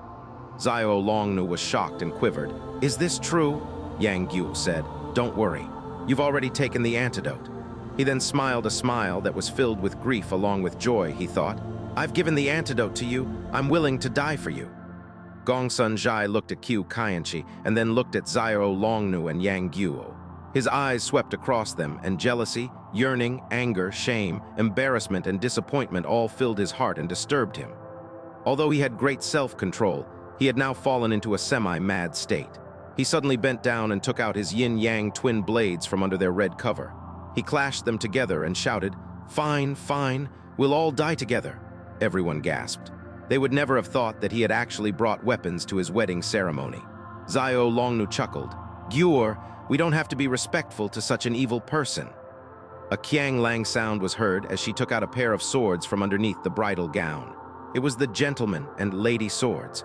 Though she wasn't versed in the ways of the world, she did not have an ounce of mercy in her when dealing with such evil people. When she went to take revenge for Grandma's son, she frightened all the Taoists of Qingyang Palace witless, and the blithe sage Hao Datung almost lost his life to her. The thought of killing him entered her mind when Gongsun Zhai had stopped her, and Yang Guo from getting back together today. She had hidden the weapons beneath her gown so that when Gongsun Zhai cured Yang Guo, she would immediately take the opportunity to attack him with Yang Guo at her side. If it didn't work, then she would kill herself for Yang Guo, not allowing herself to be sullied in this passionless valley. All the guests were shocked when they saw that both of them had prepared weapons. Only Fawang and the others, who were experienced, knew that this celebration would end in tragedy and weren't surprised. They were only surprised with the fall of Qiu Kaianchi in one attack. This did not match the abilities of someone with the profound internal energy she had just shown. Yang Guo took the gentleman's sword from Xiao Longnu and said, "Gu, today we'll kill that man to take revenge for me." Xiao Longnu's lady sword trembled and she said, surprised, "Take revenge for you?" Yang Guo was filled with sadness in his heart, but he couldn't tell her about it. He just said, "This bastard has harmed many people." He flipped his sword and went for Gongsun Zhai's left side. He knew that this battle was extremely dangerous. Though Xiao Longnu's passion flower poison had been cured, he was still poisoned. If they come together and used the pure heart of Jade Maiden swordplay and stirred feelings of love, he would break out with unbearable pain. He kept his eye on the enemy and used Quanjin swordplay. Every stance and form of his was extremely stringent and cautious. If these stances were performed by Ma Yu, Qiu Chuji, and the other old Taoists, the stances will of course be performed steadily and controlled, profound and intense. In the hands of Yang Guo, it displayed maturity beyond his years, but his stances were slightly less smooth. Gongsun Zhai knew that when the two used their combined swordplay, they were powerful, so he immediately used the yin-yang wild blades, with the black sword in his right hand and the gold saber in his left. His stances were getting fiercer and fiercer with every stroke. The Quanjin swordplay that Yang Guo was using was developed by Wang Qingyang. Though it wasn't vicious and fierce like the opponents, it was subtle and had variations. Yang Guo defended cautiously and did not attack as he received 3 stances. Xiao Longnu called out and raised the lady sword, attacking Gongsun Zhai's back. Xiao Longnu used the Jade Maiden swordplay, so that when Yang Guo and she become one, they would be able to unleash the power of the pure heart of the Jade Maiden swordplay. But his eyes did not glance over at her once. He was just concentrating on himself as he fought. Xiao Longnu was extremely surprised and asked, "Guo, why aren't you looking at me?" Her love was gradually being stirred, and the light from her sword suddenly enhanced. When Yang Guo heard her voice, his heart trembled and his chest broke out with an unbearable pain. His sword slowed, and a kai sound was heard as the black sword cut his sleeve. Xiao Longnu was alarmed and unleashed 3 stances in a row, blocking Gongsun Zhai's attack. Yang Guo said, "I can't look at you or listen to you." Xiao Longnu said tenderly, "Why?"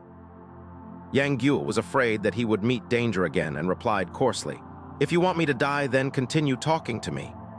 As soon as his anger stirred, the pain immediately stopped, and he received the stances of Gongsun Zhai's black sword. Xiao Longnu was extremely sorry and said, "Don't be angry, I won't say anything more." Her mind suddenly lit up. "My poison has been cured, but his hasn't. He got the antidote, but he didn't take it and returned here to give it to me." She was extremely touched, and the love in her was boundless. As soon as this feeling grew, the power of the pure heart of Jade Maiden swordplay enhanced greatly. The stances that she unleashed protected all of Yang Guo's vital points. Since she was protecting Yang Guo should protect her, but he didn't dare to glance over at her, and so she was completely unprotected and exposed to the enemy's attack. Gongsun Zhai's eyes were very sharp. He discovered the weakness in just a few stances, but he didn't want to harm a single hair of Xiao Longnu's head. He directed all his vicious sword and saber stances towards Yang Guo. He was attacking like a crashing wave, but Yang Guo was defending like an unmovable cliff. With Xiao Longnu using all her efforts to protect him, all of Gongsun Zhai's attacks were actually rendered useless. By this time, Lu E had wakened up and stood next to her mother watching the battle. She watched as Xiao Longnu concentrated only on guarding Yang Guo, ignoring all dangers to herself. She couldn't help but ask herself, "If that was you, could you disregard all the dangers to yourself to protect him?" She sighed lightly and said, "I would definitely be able to act like Miss Long, but he would not act the same way towards me." Just at this time, Qiu Kaianchi hissed, "The false saber is not a saber." The false sword is not a sword. Both Yang Guo and Xiao Longnu were startled when they heard this. They didn't know what she meant by these two sentences. Qiu Kaienchi called out, "The saber is a saber, the sword is a sword." Yang Guo had fought Gongsun Jai twice. All along he has been pondering about where the essence of the yin-yang wild blades lies, but the light, airy black sword chopped solidly, while the heavy gold saber was swift and flighty, following the way of the sword. The stances he was using were the complete opposite to the orthodox martial arts theories. It would be fine if the saber was using sword techniques only and the sword was using saber techniques only. But the reality was that in the midst of the sword techniques there were saber stances. Buried within the saber stances were the lethalness of sword strokes. The variation was mysterious and difficult to grasp. When he heard those words of Qiu Kaienchi, he thought, could it be that the sword techniques of the saber and the saber techniques of the sword are all illusions? He saw the black sword chopping across his shoulders. This was definitely a saber stance. He then treated it as a sword and extended his gentleman sword forward. The swords collided and they both took a step back. Only then did he know that the black sword was still just a sword, and the saber stances that he was using were merely trying to confuse his opponent. But if the opponent's martial arts were slightly poor, the saber techniques would still able to cause harm. With this immediate success, Yang Guo was delighted and continued to search for weaknesses in the opponent's sword and saber. He was thinking that although the jumbled stances were masterly, the ways of these blades would not be refined. A few more stances passed when he heard Qiu Kaienchi say, "Attack his right leg. Attack his right leg." Yang Guo saw that Gongsun Jai's saber was like a blur. There was no open space to attack on his lower body at all. But he thought that, although Qiu Kaienchi was not able to perform martial arts anymore, her knowledge was still there. She was the one who taught Gongsun Jai martial arts. She would definitely know what was real and what was false. So he listened to her and attacked his right leg. Gongsun Jai swept his saber across, and there was no way to hit his right leg. But as he did this, his left shoulder and left side were left unprotected. Yang Guo did not wait for Qiu Kaienchi to prompt him and flashed his sword towards him, cutting through his gown underneath his armpit. Gongsun Jai cursed and leapt back. He stared angrily at Qiu Kaienchi and shouted, "Old witch, do you think I'm going to let you go?" He then continued to attack Yang Guo with the saber and sword. Yang Guo raised his sword to block the attack. Qiu Kaienchi continued, "Kick his back." The two of them were facing each other. There was no way he could kick his back, but Yang Guo was confident in Qiu Kaienchi. He knew that there was a deeper meaning behind her words. He didn't care what would happen and dashed towards the back of his opponent. Gongsun Jai used his saber to cut backwards. Qiu Kaienchi called out, "Pierce his forehead." Yang Guo thought, "I've just turned towards his back and now you're telling me to pierce his forehead." It was an urgent situation and he didn't give it much thought. He turned back towards the enemy's front and he was just about to pierce his enemy's forehead when Qiu Kaienchi called out, "Cut his arse." Lu E watched with sweaty palms. She knitted her eyebrows and thought, "By calling madly like this, isn't mother helping father instead?" She kept her thoughts to herself, but Ma Guangzuo couldn't contain himself and he shouted out, "Brother Yang, don't fall into the trap of that old woman. She wants to kill you." Yang Guo had twisted and turned many times and had an inkling as to what her meaning was. When she called out, "Go forward," he turned forward, and when she shouted, "Go backward," he immediately dashed behind him. Indeed, after a few twists and turns, Gongsun Jai's right side was uncovered.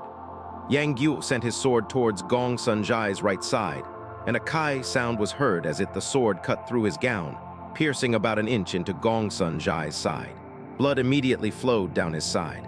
The crowd gave an "ah" call and stood up. Fa Wang and the others now understood. Qiu Kaienchi was not instructing Yang Guo on how to gain victory. She was instructing him on how to gain an opportunity to win in a situation where it was impossible to gain victory. She was not pointing out the weakness of Gongsun Jai, but was trying to make Yang Guo force a flaw in the opponent from his flawless stances. After being prompted by Qiu Kaienchi a few times, Yang Guo immediately understood this advanced martial art notion.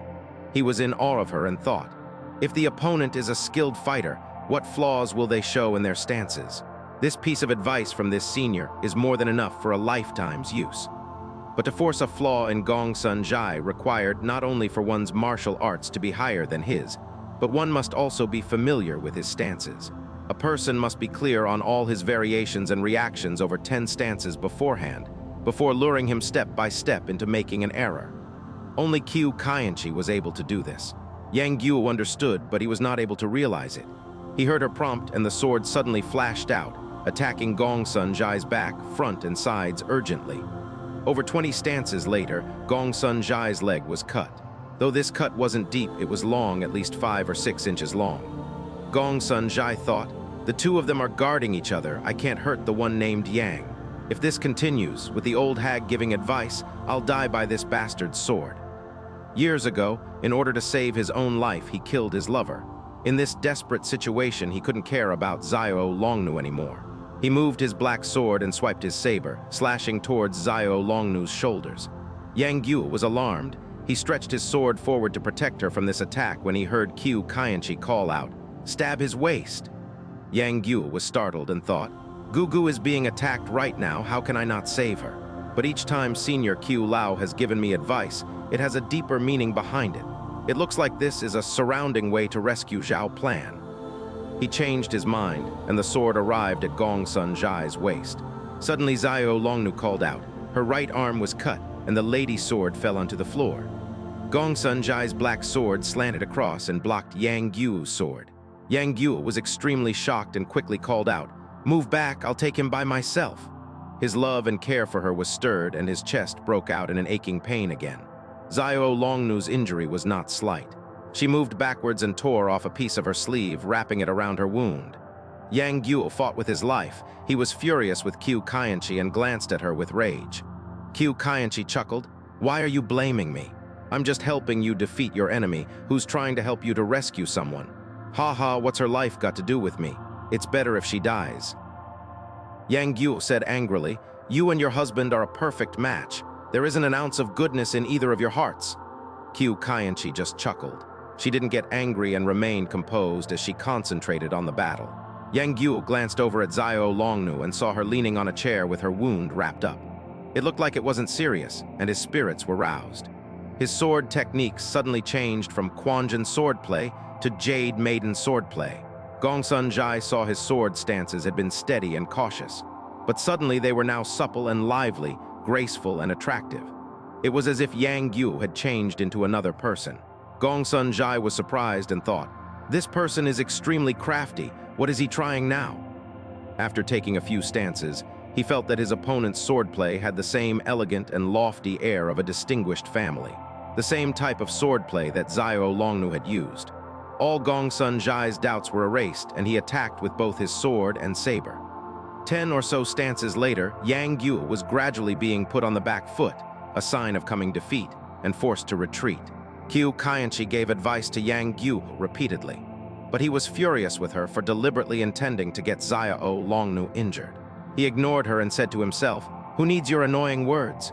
He unleashed 4 strokes and hummed, "The minutiae of a fine horse, a radiant and beautiful coat, the left grabs the many weak, the right receives the forgotten retreat." The verses matched the sword stances, and he performed the sword strokes with great elegance. Gongsun Zhai was startled and said, "What?" Yang Guo continued, "The galloping wind and the flashing lightning, the chasing image flying away. Swift and powerful from the central plains, appearance is the aim." The stances were grouped in 4s, reflecting the verse. Where it said, "The galloping wind and the flashing lightning, the chasing image flying away," the sword stances were extremely quick. When it said, "Swift and powerful from the central plains, appearance is the aim," the sword strokes were swift and vicious, yet also carried elegance along with it. Gongsun Zhai had never seen these sword stances before. The verses were pleasing to the ear, and he slowed down his attacks, trying to concentrate on the meanings behind each line. He knew that the sword stances and the verses matched each other. All he has to do is to grasp the meaning behind the verses, and he'll be able to defeat this swordplay. Yang Guo continued, "Stopping at the orchid garden, the horse is fed at Mount Hua. The eyes return unto the swan, the hand strumming the 5 strings." The verse was said with a modest tone, but the sword strokes were towering and majestic, especially the last 2 stances, which were extremely exquisite and sudden. It appeared to go to the east but went west. The sword hinted up but went down, 1 stance but 2 strokes, and it was difficult to tell what was real and what was false. Xiao Longnu had now finished wrapping up her wound. She watched Yang Guo's swordplay and felt it was pleasing to the eye. But she had never heard him talk about this swordplay before, so she asked, "Guo, what swordplay is this?" Who taught you? Yang Guo laughed. I thought of it myself. Goo goo, is it good? A few days ago I was resting in bed from some injuries and I saw a book of poetry by the bed. I thought the poems were quite nice, so I committed them to memory. At the hero's feast, Zhu Ziliu merged calligraphy into martial arts. I thought it would definitely be possible to merge poetry into martial arts. Xiao Longnu said, It's very good. Suddenly, Jinlun Fawang praised, Brother Yang, I can only look on in awe at your intelligence and wisdom. The following verses, of course. Bowing to and revering one's content, the good mood of the heart is too obscure, fishing and searching for something. The trap is forgotten once the fish is caught. Gongsun Zhai's mind lit up. That monk is trying to help me. He didn't think about what the monk wanted, but concentrated on the first line of the verse.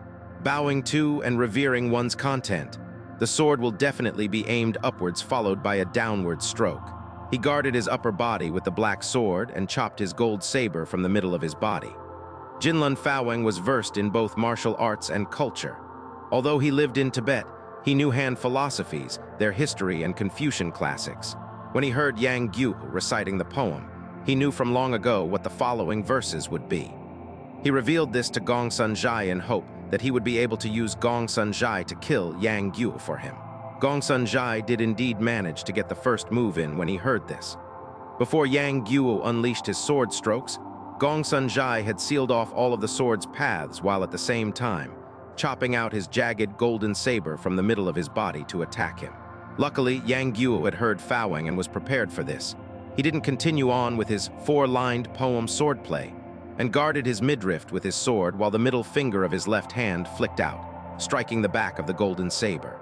Gongsun Zhai's arm trembled and the joints in his hand felt slightly numb from this flick.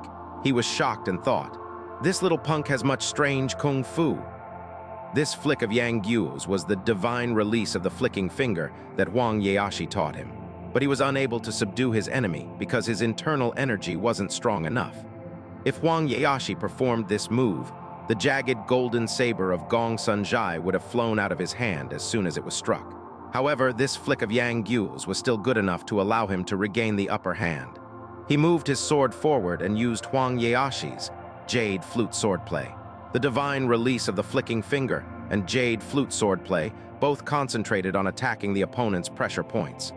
When they were used together, it was ingenious and subtle, and even though Yang Guo's mastery of these skills wasn't refined, after a bout of urgent attacking, it was still good enough to trouble Gongsun Zhai. At that time, Qiu Kaienchi called out again. His sword is going for the waist, and his saber is chopping towards the neck.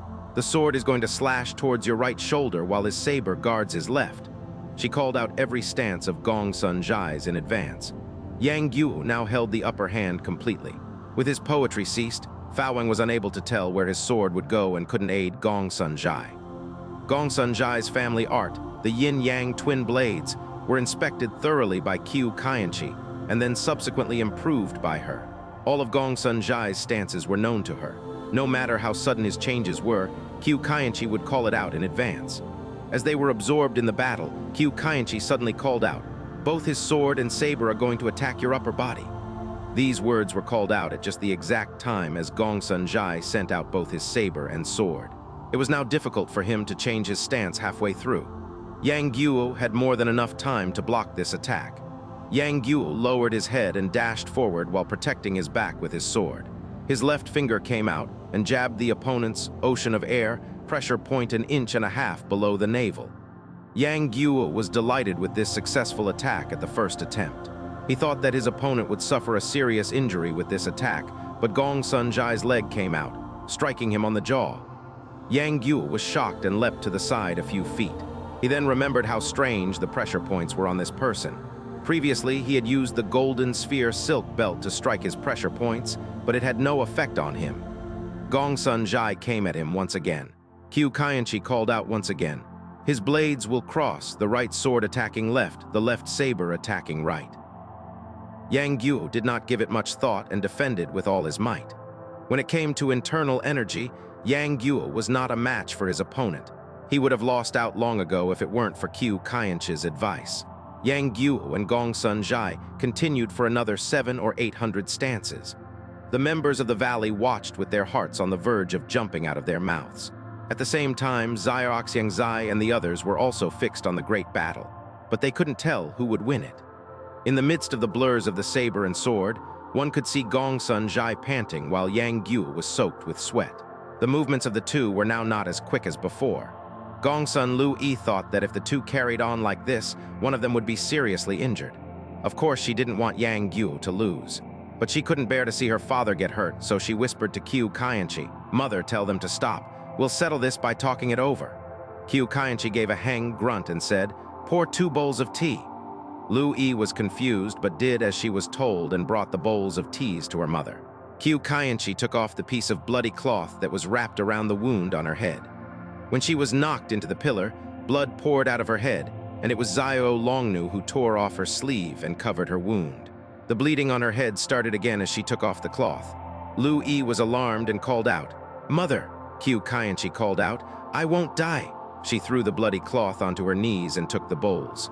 Her 4 fingers held the bowls, but the thumb of each hand was in the tea. The blood on her thumbs mixed into the tea. She quickly swirled the tea and the traces of blood were gone. She called out, "You should be tired now. Have a bowl of tea," she said to Lu E. "Give 1 bowl of tea to each of them to quench their thirst." Lu E knew her mother hated her father deeply and wouldn't have any good intentions towards him. This bowl of tea wasn't meant to quench his thirst, but to poison him. However, she poured the bowls of tea herself, and there was no poison in any of them. They were just ordinary bowls of tea. It must be because her mother sympathized with Yang Guo. If her father didn't have a bowl, he would not stop, and Yang Guo would not be able to take a drink. She saw that the two were really very tired, so she went to the middle of the hall and called out clearly, "Please have some tea." Gongsun Zhai and Yang Guo were both very thirsty. When they heard Qiu Kaianchi call out, they both stopped and jumped backwards. Lu E first took the tray of tea to her father. Gongsun Zhai knew that it was Qiu Kaianchi who ordered her to bring these bowls of tea to him, so there'll definitely be something wrong with it. Most likely they had poison in them. He held up his hand and said to Yang Guo, "You drink first." Yang Guo had no fear and casually picked up a bowl of tea. He placed it on his lip and took a sip. Gongsun Zhai said, "Good, I'll have that bowl." He took Yang Guo's bowl from his hand. Yang Guo laughed. "It was your daughter who poured the tea. Don't tell me you think there's poison in them." Yang Guo took the other bowl of tea and drank it in one go. Gongsun Zhai looked at his daughter's face and saw that it was calm and relaxed. He thought, "Lu E loves that punk. Of course there would be no poison in his cup of tea. I've already swapped the bowls. What have I got to be afraid of?" He too drank the bowl of tea in one go and then clashed his weapons, saying, "There's no need for a break. Continue. If it weren't for that old witch giving you tips, you would have died from my black sword and golden saber long ago, even if you had 10 lives to spare." Qiu Kaianchi replaced the bandage on her head and said evilly, "His closure of the pressure points has been defeated. You can hit his pressure points." Gongsun Zhai felt a slight taste of blood on his tongue and was shocked, a shock that was indescribable. This particular family art has one big drawback. The practitioner cannot taste an ounce of meat, otherwise this art will be neutralized immediately. His ancestors were afraid that they'd taste meat by accident, and so passed a strict order in the valley. No one can eat meat. Though the others didn't practice this art, they were still forced to be vegetarians. Gongsun Zhai had always been very careful, but how would he have known that Qiu Kaianchi would actually use such an evil plan and put her own blood in the bowls of tea? Yang Guo was not affected by drinking this bowl of blood-containing tea. But the closure of the pressure points, technique that Gongsun Zhai had been training bitterly all his life, was gone, just like that. He turned his head around in fury and looked at Qiu Kaianchi, who had a plate of dates on her knees that had been served to the guests. She was eating them and savoring the taste. She said slowly, "I told you before, 20 years ago, this art of the Gongsun family is hard to learn yet easy to neutralize. It's not worth practicing." Fire erupted in Gongsun Zhai's eyes and he raised his weapons, dashing forward towards Qiu Kaianchi. Lu E was alarmed and dashed in front of her mother to protect her. Suddenly a gust of wind brushed past her ear. It sounded like some kind of projectile. Gongsun Zhai howled. Blood poured down from his right eye. He turned around and dashed out of the hall with his sword and saber. A trail of blood was left in his wake. His wretched howl was getting further and further away, gradually getting quieter and quieter until silence fell within the mountain walls of the valley. Everyone looked at each other, wondering how Qiu Kaianchi achieved this. Only Lu E and Yang Guo knew that she had used her date stone spitting kung fu to do this. When Gongsun Zhai and Yang Guo were fighting, She had placed 7 or 8 date stones in her mouth in advance. She saw that Gongsun Zhai's martial arts had improved greatly. Even if she made a sneak attack, he would be able to avoid them. When he's on his guard, it would be difficult to harm him. Because of this, she waited until he was completely absorbed in the battle before using the blood tea to defeat his closure of the pressure points technique. While he was reacting furiously, she took the opportunity to suddenly launch her date stone at him. This was the one and only martial art she had, and she trained it vigorously over the years. The power and accuracy of it was not below any of the world's greatest projectile arts. If it wasn't for Lu E dashing forward and blocking her view, not only would both eyes of Gongsun Zhai's be blinded, the pressure point between his eyes would have also been struck. This would have immediately sent him to his death. Lu E couldn't bear this. She stood there stunned for a while before calling out, "Father, father!" She wanted to go after him. Qiu Kaienchi said sternly, "If you want your father, then go. Don't ever see me again." Lu E stopped her feet. She was in a difficult position, but then she thought about how all of this was the fault of her father. All the suffering that her mother endured was tens of times greater than what he endured. Anyway, her father had long gone, and she couldn't catch up even if she wanted to. She stopped and turned from the door, silently heading back into the hall slowly with her head hung down. Qiu Kaienchi sat on her chair and looked to either side of her. She chuckled, "Good, you've all come here for a celebratory drink. Won't everyone's mood being ruined if we don't have a drink?" Her icy cold eyes gave everyone goosebumps. They were all afraid that she was going to spit out some kind of strange projectile without any warning. The people of the valley were afraid while Fawang, Yin Kexi, and the others prepared themselves. Yang Guo and Xiao Longnu were both surprised with the state that Gongsun Zhai ended up in. They both let out a long sigh and reached out for each other's hand, holding it tightly. The two's thoughts were as one and they made their way towards the exit. When they reached the door, Qiu Kaienchi suddenly shouted, "Yang Guo, where are you going?"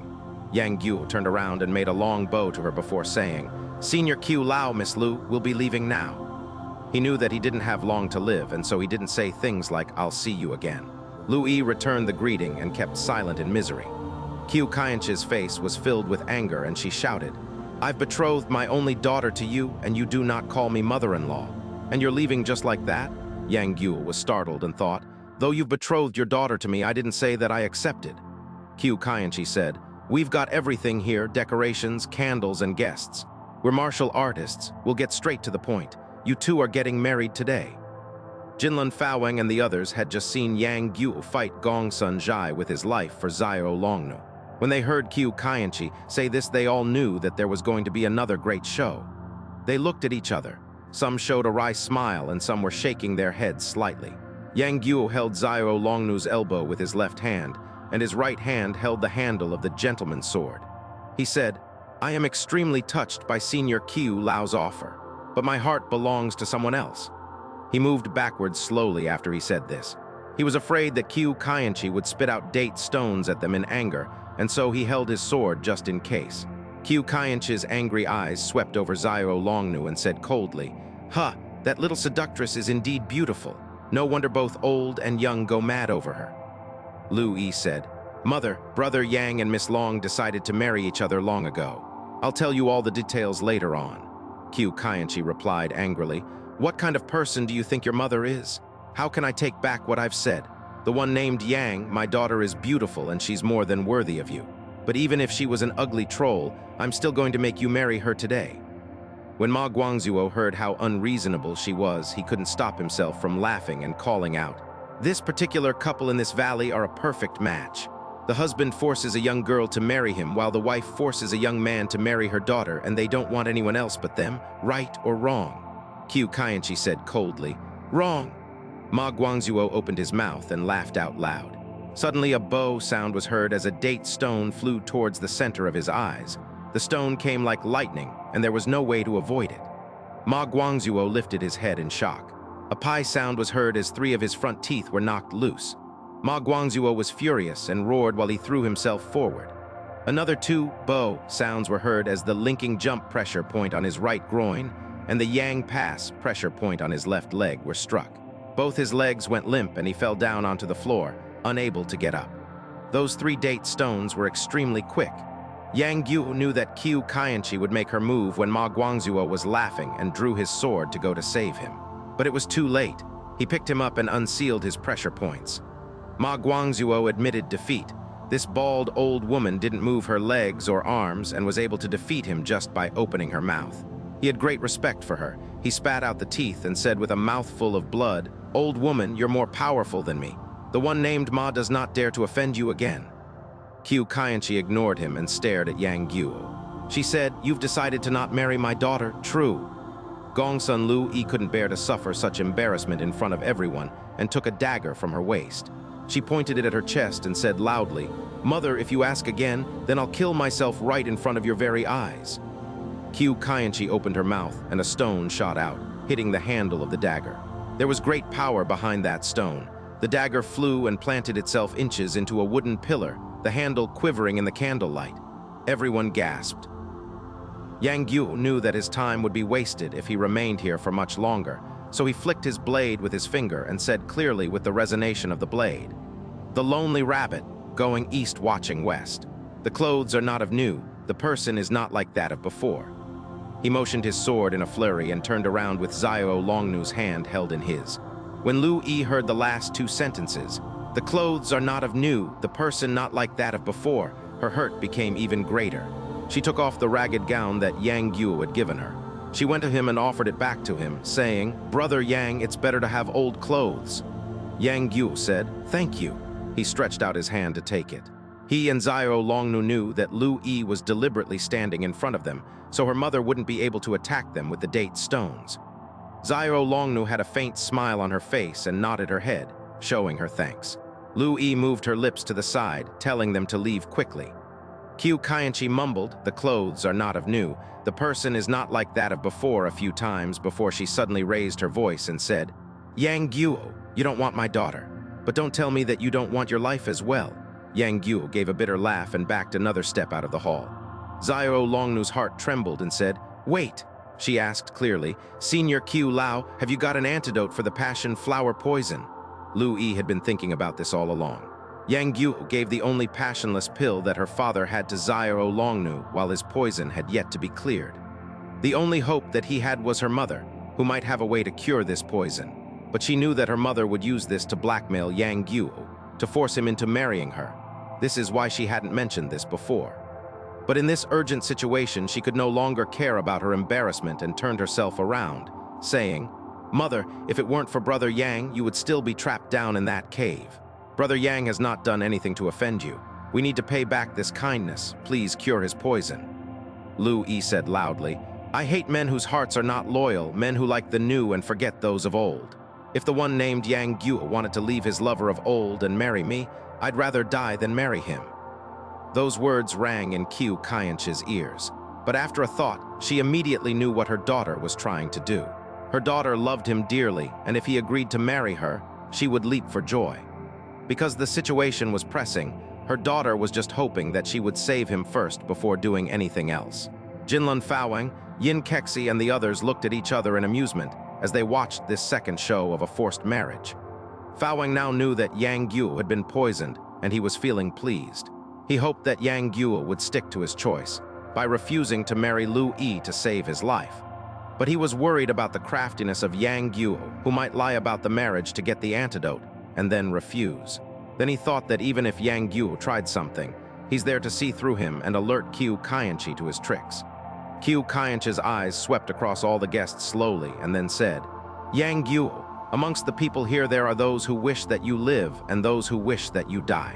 Think about whether you want to live or die." Yang Guo placed his arm around Xiao Longnu's waist and said with a clear voice, "If either of us can't marry the other, then we'd rather die together." Xiao Longnu smiled sweetly and said, "Yes." The two of them were as one. Their love for each other was so deep that life and death was no longer anything important. Qiu Kaienchi did not understand Xiao Longnu and said, "If I don't save him, then he will die. Do you understand this? Do you know that he can only live for another 36 days? Xiao Longnu said, "If you do agree to save him and let us be together for a few more years, then of course we'll be extremely touched. If you refuse, we've still got 36 days together, that's fine as well. In any case, if he dies, I won't carry on living." Her beautiful face showed no signs of concern as she said this.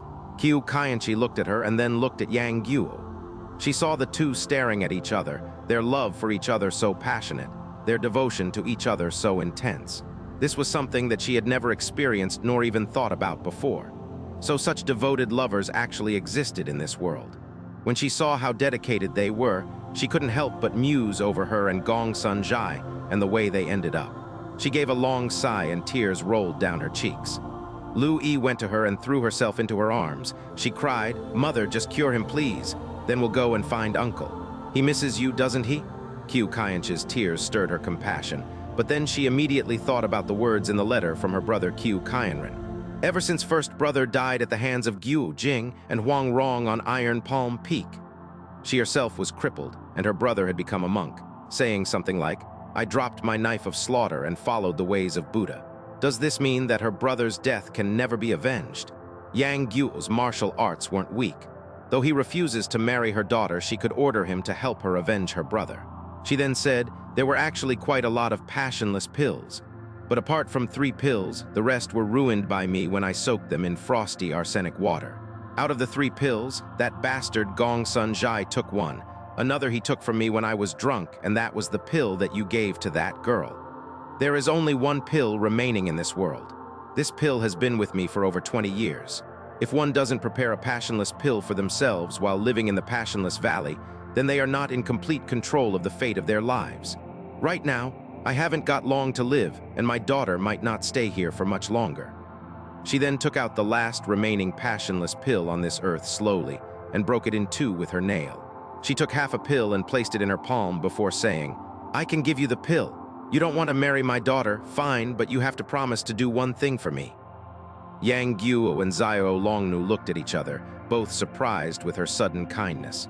The two weren't worried about life and death, but since there's a way for them to live, of course they'd be happy to take this chance. Both said at the same time, "We'll do our best to fulfill Senior's request." Qiu Kaianchi said slowly, "I want you to get me the heads of 2 people." When Yang Guo and Xiao Longnu heard this, they both thought that she wanted them to kill Gongsun Zhai. Yang Guo had no good feelings towards Gongsun Zhai, and now that he's lost an eye and his closure of the pressure point has been destroyed, it won't be hard to kill him even though he still has his other martial arts remaining. But he was Gongsun Lu E's father. The girl loves Yang Guo deeply, but killing her father might cause great distress for her, and he couldn't help but hesitate. Xiao Longnu thought that although Gongsun Zhai was evil, he was still the one who saved her life. From Qiu Kaianchi's expression, if she didn't kill him, Qiu Kaianchi would never agree to give the pill to Yang Guo. Qiu Kaianchi saw that they had troubled expressions on their faces and said coldly, "I don't know what ties these 2 people have with you, but I must kill them." She then flung half of the pill lightly upwards in her hand. From her tone, it didn't appear that she was talking about Gongsun Zhai, so Yang Guo asked, "With whom does Senior Qiu Lao have a feud? Whose head do you want me to take?" Qiu Kaianchi said, "Didn't you hear that scoundrel when he was reading out that letter? The names of the people who killed my brother are Guo Jing and Huang Rong." Yang Guo was delighted and called out, "That's great! Those 2 people killed my father. Even if Senior Qiu Lao didn't ask, I'd still kill them." Qiu Kaianchi's heart trembled and said, "Is this true?" Yang Guo pointed to Jinlun Faowing and said, "This reverend has crossed paths with those 2 people. I told him about this matter before." Qiu Kaianchi looked at Faowing and he nodded his head and said, "But at that time, Brother Yang helped Guo Jing and Huang Rong to oppose me." Xiao Longnu and Lu E were both furious with Faowing for trying to stir up trouble time after time. They both stared at him with anger. Jinlun Faowing ignored them and smiled. "Brother Yang, did such a thing happen?" Yang Guo said, "Yes. Once I've avenged my father, I'll need to exchange a few stances with Reverend Jin." Jinlun Faowing folded his arms and said, "Good, good." Qiu Kaianchi held up her left hand and said to Yang Guo, "I don't care if this is true or false, just take this pill." Yang Guo went forwards to accept it when he saw that it was just half a pill and immediately understood. He laughed. "I need to get their heads in exchange for the other half." Qiu Kaianchi nodded and said, "You really are clever. You didn't need anyone to tell you." Yang Guo thought, "It's better to take half a pill than take nothing." He took the half pill and swallowed it. Qiu Kaianchi said, "There was only 1 passionless pill left in the whole wide world. You've just taken half of it. The other half will be kept in an extremely secretive place. If you bring the heads of Guo Jing and Huang Rong in 18 days' time, then I'll give you the other half. Even if you hold me at knife point and threaten me or throw me down that cave again, I will never give it to you." The word of Q Kyanches is as solid as rock. I've never taken back what I've said. To all the guests, please leave on your own accord. Master Yang, Miss Long, will meet again in 18 days' time." She then closed her eyes and ignored everyone. Xiao Longnu asked, "Why have you set a deadline of 18 days? Q Kyanchi said with her eyes closed. The passion flower poison in his body originally would have reacted in 36 days' time. Now that he's taken half a passionless pill, the poison has all come together and is now concentrated in one place. The poison will now react twice as quickly. The poison will be cleared if he takes the other half of the antidote 18 days from now, otherwise, haha." After she said this, she waved out her hand, ordering everyone to go quickly. Yang Guo and Xiao Longnu both knew that this person does not listen to reason, and so the two bid farewell to Lu E and quickly left the Narcissus Manor. Yang Guo couldn't be bothered to find a boat to get out of the valley, and instead, he and Xiao Longnu utilized their lightness kung fu and left the valley by going over the mountains. Yang Guo had stayed in this valley for only 3 days, but within these 3 days, he had experienced many near deaths. Now that he's left this place of danger with his lover, it was like he was in a different world. It was now dawn. The two of them stood on top of a mountain ridge shoulder to shoulder and looked down at the valley. As the morning light sparkled on the luxuriant emerald forest, their eyes were filled with the green color. They felt filled with boundless joy, their hearts floating and swaying around as if they were at one with the clouds. Yang Guo held Xiao Longnu's hand and the two walked up to a locust tree. He said, "Gu Gu." Xiao Longnu leaned on him and smiled. "I don't think you need to call me Gu Gu again." Yang Guo had stopped viewing her as his master long ago. The reason he called her Gu Gu was because he was used to it. When he heard this, his heart was filled with a sweet feeling and he stared into her black eyes. He said, "What should I call you?" Xiao Longnu said, "Call me whatever you want. It's up to you." Yang Guo thought for a little while and said, "The happiest time of my life was when we were in the tomb together. At that time, I called you Gu Gu. Just let me call you Gu Gu until I die." Xiao Longnu laughed. "I used to spank you in those days. Were they happy days?" Yang Guo stretched out his arms and embraced her. Yang Guo's soul was completely enchanted as he smelled the fragrance of Xiao Longnu's scent mixed up with the scents of the surrounding flowers and trees. He seemingly lost himself and said softly, "Let's just live like this happily for the next 18 days. We don't need to go and kill Gu, Jing, and Huang Rong. Living happily and peacefully for 18 days is better than rushing about and fighting for our lives." Xiao Longnu smiled and said, "We'll do whatever you say. Before I wanted you to listen to me, but from now on, I'll listen to you." She has always had an icy cold disposition, but now she was filled with love. She felt warm all over and felt that the greatest thing in life was to listen to Yang Guo with all her heart and soul. Yang Guo looked at her startled and said slowly, "Why are there tears in your eyes?" Xiao Longnu took his hand and stroked her cheek gently with the back of his hand. She said tenderly, I don't know." After a while, she said, "It must be because I love you too much." Yang Guo said, "I know what you are sad about." Xiao Longnu lifted her head and suddenly tears burst from her eyes as she threw herself into his arms. She cried, "Guo, we've only got 18 days, how is that enough?" Yang Guo patted her shoulder lightly and said softly, "No, it's not enough." Xiao Longnu said, "I want you to treat me like this forever. I want 100 years, 1,000 years, 10,000 years." Yang Guo lifted her head and kissed her on her pale red lips. He said resolutely, "Fine, we'll go kill Gu, Jing, and Huang Rong."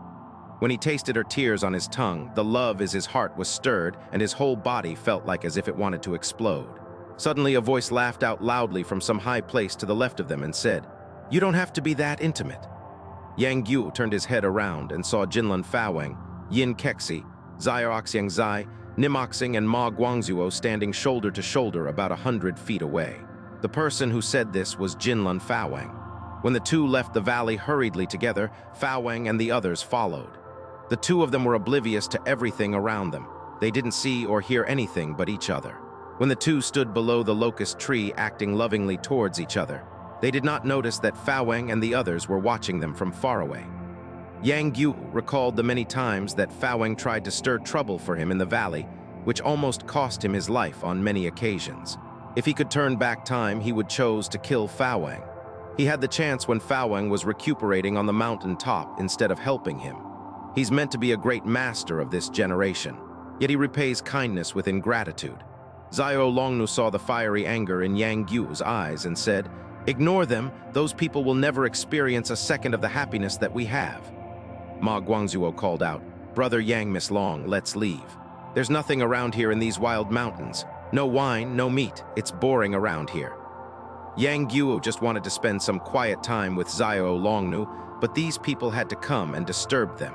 However, he knew that Ma Guangzuo meant well, and so he said clearly, "Brother Ma, you go first, I'll be there in a second."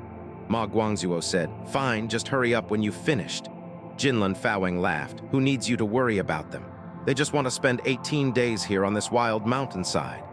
Everyone had heard Qiu Kaianchi talk about how Yang Guo's poison would react in 18 days. When Ma Guangzuo heard this, he couldn't stop himself from getting angry and grabbed hold of Fawang's sleeve, cursing him. "Bald scoundrel, you really are evil.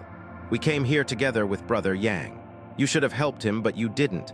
Instead, you tried to stir things up. What are you trying to do?" Fawang gave a wry smile and chuckled. "Are you going to let go?" Ma Guangzuo said angrily, "I'm not letting go. What are you going to do about it?" Fawang threw his right fist towards his face. Ma Guangzuo said, "Fine, you want to fight." He raised his massive hand to grab Fawang's fist, but this fist of Fawang's was a decoy. His left hand suddenly came out and pushed him on the back. He used soft and hard force at the same time, causing the great body of Ma Guangzuo to fly away and down the mountainside. Luckily for Ma Guangzuo, the mountainside was covered in long green grass and he was thick-skinned, so he wasn't seriously injured. However, his forehead was covered in green bruises. He roared and climbed back up. When Yang Guo saw the two starting to fight, he knew that Ma Guangzuo would suffer at Fawang's hands, so he went forward to help him. But it was too late. He had moved just 3 steps, and Ma Guangzuo had already been sent tumbling downwards. Though Ma Guangzuo wasn't the sharpest tool in the box, but he knew how to protect his life. He saw that he would not be able to beat that monk face to face, and he cried and hollered, oh no, that bald bastard's broken my arm." Xiaoxiang Zai and Nimoxing did not like the fact that Jinlun Fawang had been proclaimed the first protector of Mongolia by Kublai. They were now even angrier with him when they saw how brutish he was. The two glanced at each other. Xiaoxiang Zai said, "Reverend's martial arts are indeed excellent. You are worthy of the title of the first protector of Mongolia." Fawang said, "You're too kind." Fawang knew that the two wanted to make their move on him right now, while Yang Guo and Xiao Longnu were also edging forward to make their move. As to what Yin Kexi was thinking, Fawang wasn't too sure. He knew his martial arts were strong, but if the 5 great fighters join together and attack him all at once, not only will he not be able to fight them off, but his life will also be threatened. While his mouth replied dutifully, in his mind he was thinking of a way to escape. While Ma Guangzuo was calling and hollering, he was making his way slowly towards Fawang. Suddenly he threw out a fist and struck the back of Fawang's head. With Fawang's abilities, this sneaky attack of Ma Guangzuo's would never have succeeded. But at this moment in time, he was just concentrating on Yang Guo, Xiaoxiang Zai, and the others. The idiot he had ignored actually managed to strike him on the back of his head. This attack was hammer-like, hammering him into a starry daze. In his anger, Fawang sent his elbow backwards, striking Ma Guangzuo squarely in the chest. Ma Guangzuo called out, and his body fell forward right onto the shoulders of Fawang. Fawang's legs bent a little, and he dashed straight down the mountainside. Yang Guo was the first one to chase after Fawang as everyone shouted. Though Fawang had a great 300 jin, 150 kg / 330 pounds body on his shoulders, he still moved like the wind. Yang Guo, Xiao Longnu, Nimoxing, and the others all had first-rate lightness kung fu. But since Fawang made the first move, they were not able to catch up with him for the first 100 feet. Yang Guo and Xiao Longnu increased their speed and gradually got closer to him. Fawang suddenly stopped and he turned his head around. He laughed. "Fine, are you all going to come up on me at once, or will it be one-on-one?" He held Ma Guangzuo and placed his head next to a large rock on the mountainside. He was about to smash Ma Guangzuo into the rock. Yang Guo went around him to first block his way before saying, "If you kill him, then of course we'll all attack you at once." Fawang laughed and threw Ma Guangzuo to the ground before saying, "Do you think I'd trouble myself with this kind of idiot?" He then sent his arms into his gown, and out came a white light in his left hand and a yellow light in his left. He had taken out his silver and bronze wheels. He clashed the wheels together and the sounds resonated throughout the valley. He said arrogantly, "Who's first?" Yin Kexi laughed. I'm just a merchant, so I'll just watch from the side and see everyone test each other's skills. Fawang thought, that's one less strong foe for me to face. Xiaoxiangzai thought that he should let someone else go first and allow them to wear Fawang down a bit before he stepped in and finished him off. So he said, Brother Nai, your martial arts are better than mine, please go ahead. When Nimoxing heard his words, he knew what Xiaoxiangzai was planning. But then he thought about how good his martial arts were. He was matchless in India and had never met a match in his life. Even if he can't beat Fawang, he wouldn't lose to him. He went over to one side and casually grabbed hold of a large rock. He shouted, Fine, I'll test out your two circular things. He picked up the large rock and smashed it towards Fawang's chest. This rock was at least 300 jin, and everyone was startled when they saw him using this to fight. Jinlun Fawang did not know that this dwarf would possess such strength and actually use a large rock to attack him. He didn't dare to meet it head-on and dodged to the side and swept his bronze wheel across the back of Nimoxing. Nimoxing used the large rock to block the attack. The wheel and rock collided with each other, and sparks flew everywhere with the sound of the collision echoing throughout the valley. Fawang's left arm felt slightly numb, and he thought, this dark dwarf's martial arts are extremely strange. I cannot be careless. But even if he was stronger, how long can he last holding up such a large stone? So he moved his wheels, circling it around Nimoxing's body. Yang Guo helped Ma Guangzuo up and then stood next to Xiao Longnu. Both were surprised with Nimoxing's great strength and his strange martial arts. The two of them battled for a while before suddenly Nimoxing shouted, Opposing! He lifted the large rock and shot it forward towards Fawang. This throw was one of the greatest skills of Indian monks. It was called elephant shooting of Shijia. In the scriptures it recorded, when Shigyamuni Buddha was still a prince, he left the city one day and found an elephant blocking his path. He lifted the elephant by the legs and shot it up into the sky. The elephant came back down 3 days later, and when it landed, it made a deep ditch, now called the Shooting Elephant Ditch. This was, of course, just a story that describes the unimaginable wonders of Buddhism. The later Indian martial artists developed a powerful external martial art that allowed the user to shoot large objects, and was subsequently named after this story. Nimoxing called upon the divine strength of this technique and shot the boulder towards Fawang. The large rock traveled extremely fast towards Fawang, creating a ferocious wind as it went forward. Though Fawang was greatly skilled, he still didn't dare to receive such a large, heavy object head-on and moved out of the way. Nimoxing suddenly flew up and struck the large stone with his palms, sending the stone back towards Fawang once again. This second attack was much stronger than the first because it was the combined force of the second propulsion from his palms with the remaining force from the first attack. Fawang was better at martial arts than Nimoxing, but because he had never seen this elephant shooting of Shijia, he was actually forced on the back foot. When he saw the rock coming towards him again, he could only move out of the way once again. Nimoxing pressed his advantage, and the force of the rock became more and more ferocious as he repeatedly increased the force behind it. Fawang thought, if this continues, I'm going to lose to this dark dwarf. I need to think of something else. Luckily, he's up by himself. When I kill him, that zombie face would not dare to come up against me. Yang Guo and Xiao Longnu have been poisoned and won't be able to use their pure heart of Jade Maiden swordplay smoothly. Suddenly, the thunderous sounds of horses were heard from nearby. Flags fluttered in the air as a group of men on horseback rushed towards them. Fawang and Nimoxing were in the middle of a heated battle and had no time to look. Yang Guo and the others saw it was a division of Mongolian soldiers on horseback, armed with bows and sabers. About 100 feet from Yang Guo and the others, the leader of the division held up his hand to order his men to stop. The soldiers all reined in their horses.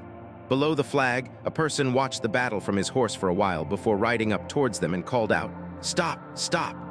This person wore a yellow gown and carried an iron bow. It was the Mongolian Prince Kublai. When Nimoxing heard his voice, he struck the rock with his palms and sent it rolling down the mountainside.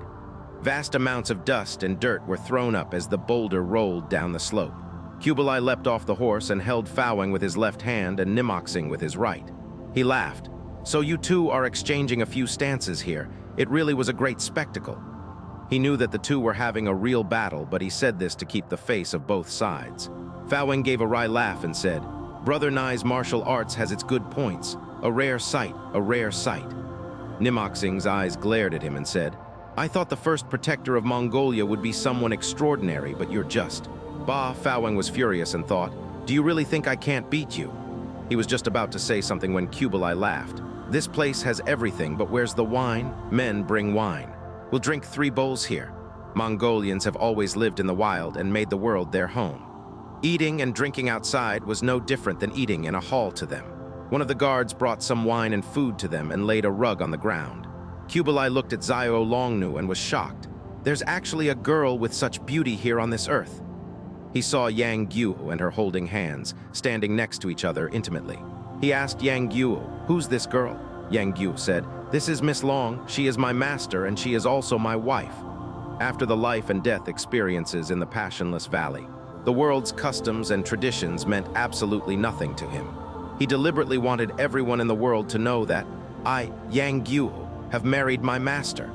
Mongolians weren't as strict as the Han when it came to adhering to custom and tradition. When Kublai heard this, he wasn't surprised. But instead, he had great respect for Xiao Longnu when he heard that she was the one who taught Yang Guo martial arts. He laughed, "You two are indeed a match made in heaven. Excellent, excellent. Everyone, let's congratulate these two." He raised his bowl of wine and drank it all in one go. Fawang gave a wry laugh before he too raised his bowl and drank it all in one go. The others followed, and Ma Guangzhuo drank 3 bowls in one go. Xiao Longnu did not hate or like Mongolians, but when she heard Kublai praising her and Yang Guo as a great match, she was wild with joy. She drank half a bowl of wine, and her face became even more beautiful. She thought, "All the Hans say that I and Guo can't marry each other," while this Mongolian prince kept on saying, "Excellent, excellent. It looks like Mongolians are more knowledgeable than the Han." Kublai laughed. "I missed everyone here while you were gone for these past 3 days. However, matters at Xiangyang were getting urgent, and so I was unable to continue hosting our esteemed guests. I'd left requests for you at the camp to meet up with the army at Xiangyang to aid us. Things will go a lot smoother now that we've met here." Fawang asked, "My Highness, how has our army been doing in our attacks on Xiangyang?" Kublai frowned and said, "Lu Wend, the general who's guarding Xiangyang, is just a mediocre general. The person I'm worried about is Guo Jing." Yang Guo's heart trembled and asked, "Is Guo Jing really at Xiangyang?" Kublai said, "This Guo Jing is my senior. He was my father's sworn brother and was my grandfather Genghis Khan's most beloved general. This person was both brave and wise. He commanded an army at Ziyu and used an extraordinary plan to succeed in his task. My father once said to me, 'The Song courts are led by an incompetent emperor and scheming ministers. They have timid generals and a weak army. Although they have great numbers, they will not be able to defend against our skilled army. But if you come across Guo Jing, you must be careful.' Father's foresight was indeed right. Our army has attacked Xiangyang many times, but all attempts have been unsuccessful. The reason behind all this is Guo Jing." Yang Guo stood up and said, "That Guo Jing is the person who killed my father. I would like to request the order to assassinate him." Kublai said with pleasure, "I have gathered all you heroes together for this exact task. But from what I hear, Guo Jing is the best martial artist of all the Han, and he's got many able people under his command. I have ordered many warriors to go and assassinate him, but all have failed. They were either captured or killed. None of them returned. Brother Yang might be brave, but it would be difficult for you to achieve this on your own. I want to send everyone here to go into Xiangyang and to work together to kill him. Once this person is killed, Xiangyang will fall." Fawang, Xiaoxiangzai, and the others all stood up. They crossed their arms and said, "We will use every ounce of our strength to follow your Highness' order." Kublai was delighted and said, "It doesn't matter who kills Guo Jing, and those who go along to help will also be greatly rewarded. However, the Khan will be informed of the name of the person who killed Guo Jing, be given the title of Viscount, and be called the greatest warrior of Mongolia." Xiaoxiangzai, Nimoxing, and the others did not care about the Viscount position. But if they got the title of the greatest warrior of Mongolia, they'll be famous throughout the world and achieve their life's dream. The influence of the Mongolian army has spread far and wide. They have countless li of territories in the western regions and have taken 2/3 of the land of China. It would take a fast horse a year to travel from the center of their empire to its boundaries. If they had the title of the greatest warrior of Mongolia, all of the world's heroes, bar none, will be in awe of them. Everyone's spirits were motivated, and even Fawang reacted to this news. There was a glint in his eyes when he heard it. Yang Guo gave a bitter laugh and shook his head. Xiao Longnu looked at him lovingly, but she was thinking, who cares about the title of Viscount or the title of the greatest warrior of Mongolia? I just hope that you can stay alive and well. Everyone drank a few more bowls of wine and then stood up. A Mongolian soldier led some horses to them. Yang Guo, Xiao Longnu, Fawang and the others leapt onto the horses and followed Kublai, riding southwards towards Xiangyang. It was a scene of destruction along the way. 9 out of 10 buildings were empty and the ground was covered with corpses. Whenever the Mongolian soldiers see Han, they would kill them with unrestrained violence. Yang Guo was furious when he saw this and wanted to stop them. But he hesitated because of Kublai and thought, the Mongolians are so violent and cruel and treat my Han people worse than animals. After I've killed Guo, Jing, and Huang Rong, I'm going to kill a few of the evilest Mongolian soldiers to vent my anger. A few days later, they arrived outside of Xiangyang. The two sides had now been fighting for around a month, and the ground was covered with the remnants of battle. Broken spears lay strewn everywhere. Blood and bodies covered the ground. Kublai rode up near them and reined in his horse. He took a look around and didn't say anything for a long while. He then gave a humph grunt and said, Xiangyang city has been under attack for so long, yet you still have not captured it. Isn't that a disgrace to the mighty Mongolian army? All the generals and commanders replied at the same time, We deserve to die. Please punish us, your highness. Kublai whipped his horse and galloped forward. All the generals and commanders kept themselves down on the ground for a long time, not daring to get up.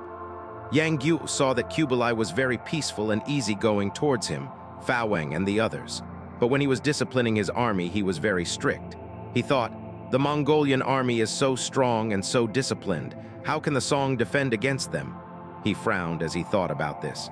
Early next morning, the Mongolians attacked Xiangyang once again.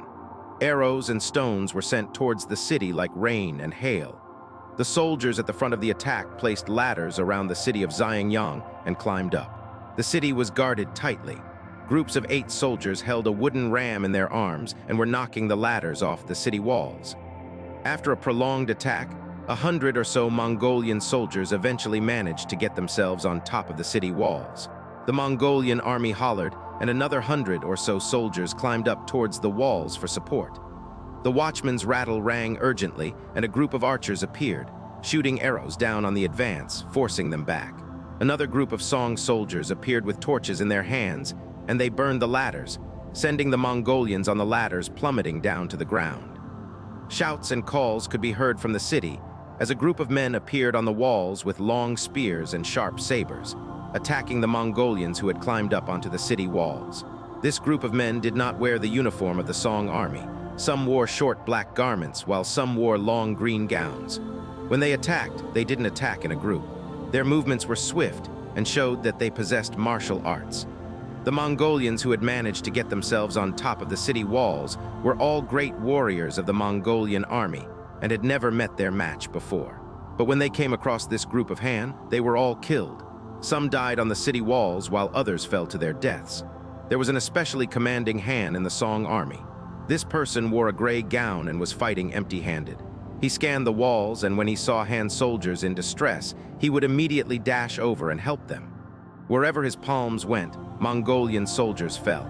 It was like a tiger in amongst a herd of sheep. Kublai was commanding this battle himself, and when he saw how brave and heroic this Han was, he was stunned and didn't say anything. After a while he sighed and said, Out of all the warriors in the world, who can compare with this man? Yang Guo was standing beside Kublai and asked, Highness, do you know who that is? Kublai was startled and said, Could it be that he's Guo Jing? Yang Guo said, Yes. By this time, most of the hundreds of Mongolian soldiers who had climbed up the city walls had been killed. Only 3 brave sergeants of the Jajin 100-man squad still survived, and they were fighting on in a corner with their spears and shields. Anoyan, rank in Mongolian army, leader of a division of 10,000 below, blew their horn, and another group of soldiers attacked the city walls, intending to bring the 3 remaining Jajin sergeants back to safety. Guo Jing roared and stepped forward. One of the Jajin sergeants thrust his spear forward towards him. Guo Jing grabbed the spear and pushed forward. He then kicked out at the shield of another Jajin sergeant with his left leg. Though these 2 Jajin sergeants had great valor, how could they resist the divine strength from such a push and kick? They somersaulted down from the wall and fell to their deaths. The 3rd Jajin sergeant was fairly old and had gray hair. He knew that today was the day when he would meet his maker.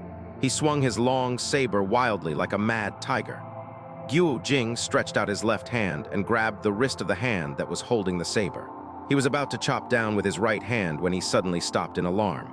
The Jajin sergeant recognized Guo Jing and called out, "Jin Dao Fuma, Golden Blade Consort, it's you?"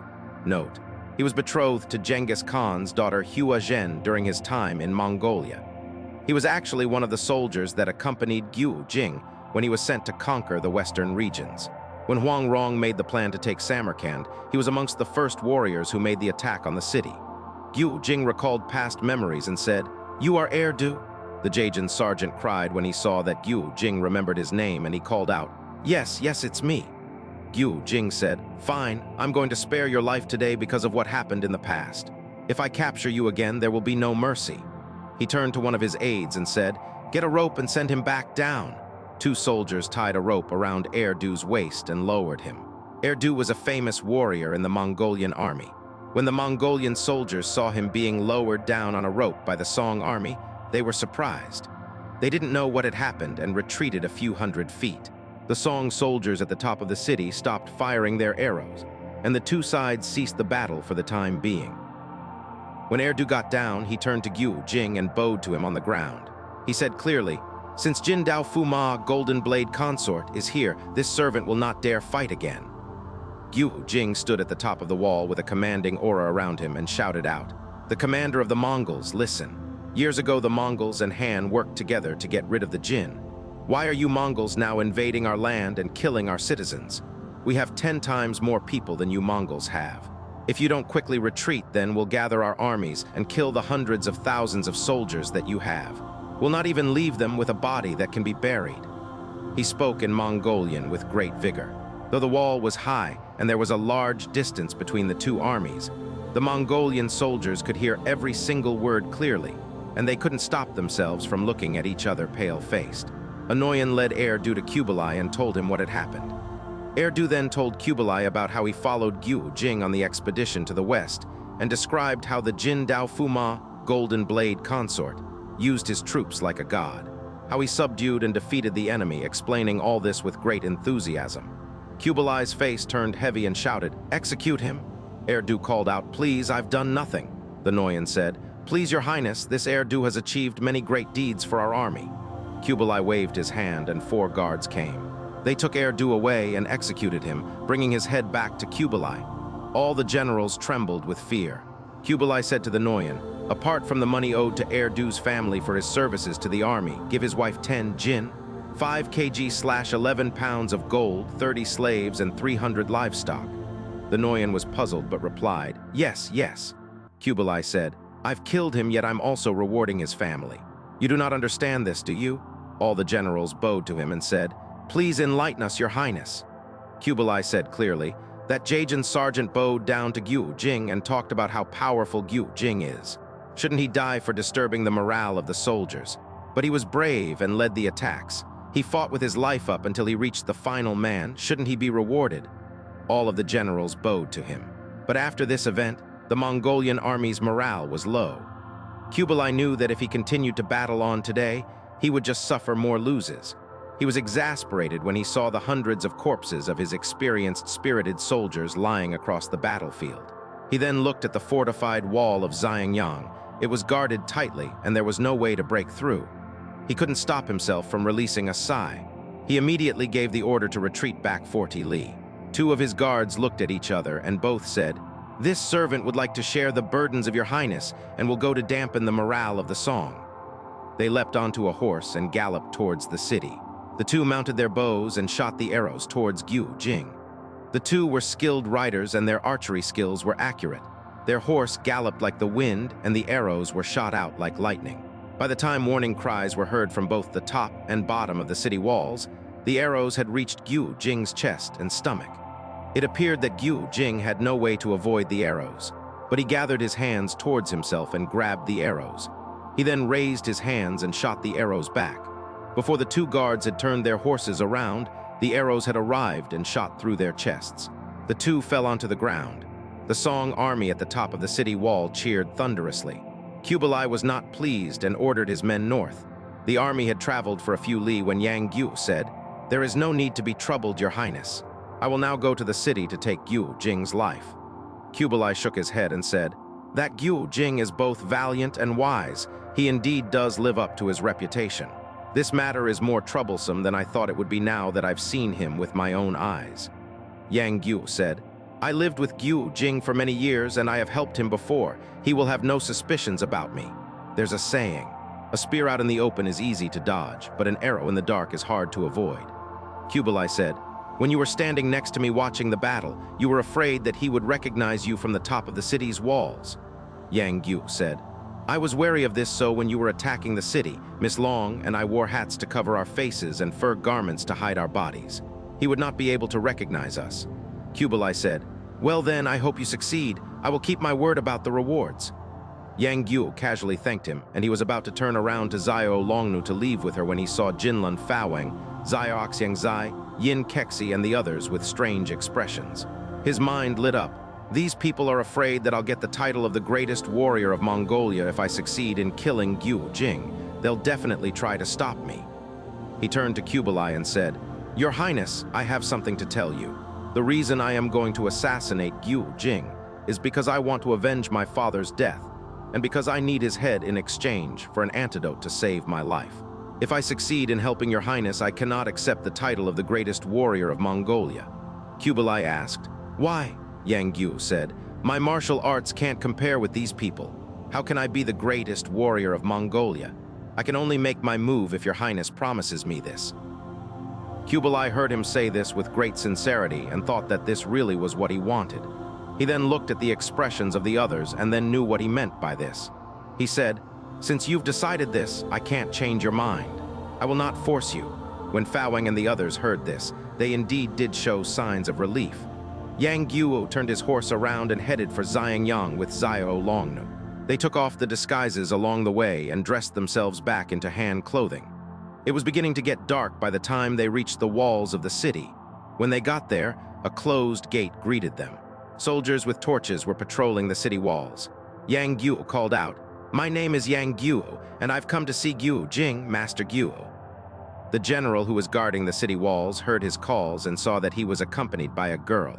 He immediately went to tell Guo Jing the news. After a while, two youngsters arrived at the top of the city wall and looked down at them. One of them called out, "So it's Brother Yang. There are only two of you." When Yang Guo saw the Wu brothers, he thought, "When Guo Jing killed my father, I wonder whether or not the Wu brothers' father was there to help him." He said, "Big brother Wu, second brother Wu is Uncle Guo in the city." Wu Ziyuan said, "Come in." The soldiers opened the gate and lowered the drawbridge to allow Yang Guo and Xiao Longnu through. The Wu brothers led the two to a large house. Guo Jing's face was filled with joy and he dashed out of the house to meet Yang Guo. He greeted Xiao Longnu and then held Yang Guo's hand and smiled. "Guo, you've come here just in time. The Mongols are attacking us intensely, and you can help me now that you're here. The citizens of the city are very fortunate." Xiao Longnu was Yang Guo's master, and Guo Jing treated her as an equal, politely inviting her into the house while he treated Yang Guo with great care. Guo Jing held Yang Guo's left hand. When Yang Guo thought about the act that his father's murderer was doing now, pretending to be caring and loving towards him, he really wanted to draw out his sword and kill him right there and then. But he was worried about how good Guo Jing's martial arts were, so he didn't dare to make a rash move. He forced himself to smile and said, "I wish Uncle Guo great health." He was filled with anger and did not kneel down to him. Guo Jing was a broad-minded person and did not take little details like this to heart. When they arrived in the hall, Yang Guo wanted to go and see Huang Rong.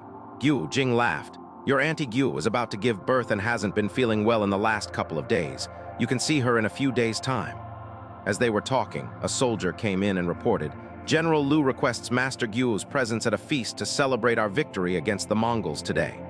Guo Jing said, "Go and tell the general thank you for the invitation. However, I have a guest and cannot attend." The soldier looked at Yang Guo and saw that he was just a young man with nothing special about him. He didn't know why Guo Jing would treat him with so much respect that he would actually reject the general's invitation to the celebratory feast because of him. His mind was full of questions as he went back to report this to Lu Wend. Guo Jing prepared a family meal in the inner hall in honor of Yang Guo's and Xiao Longnu's arrival. Zhu Ziliu, Liu Yaojiao, the Wu brothers, and Guo Fu were in attendance. Zhu Ziliu kept on thanking Yang Guo, saying that only he could have gotten the antidote from Huo to cure his poison. Yang Guo just gave a lifeless smile and said a few modest words. Guo Fu saw that Yang Guo had an aloof expression on his face. She called out, "Brother Yang." Guo Jing scolded, "Far, if it weren't for Brother Yang risking his life to save you from the hands of Jinlun Fawang, not only would you have been in trouble, but also your mother. Why aren't you thanking him?" Guo Fu stood up and said, "Thank you, Brother Yang, for saving me." Yang Guo said, "We're not strangers, why is there a need to say thanks?" Guo Fu didn't say anything and sat down. During the meal, Guo Fu frowned, and it seemed that there was something on her mind. The Wu brothers were seemingly avoiding her glances, but Liu Yaojiao and Zhu Ziliu were extremely happy and were chatting about the victory against the Mongols.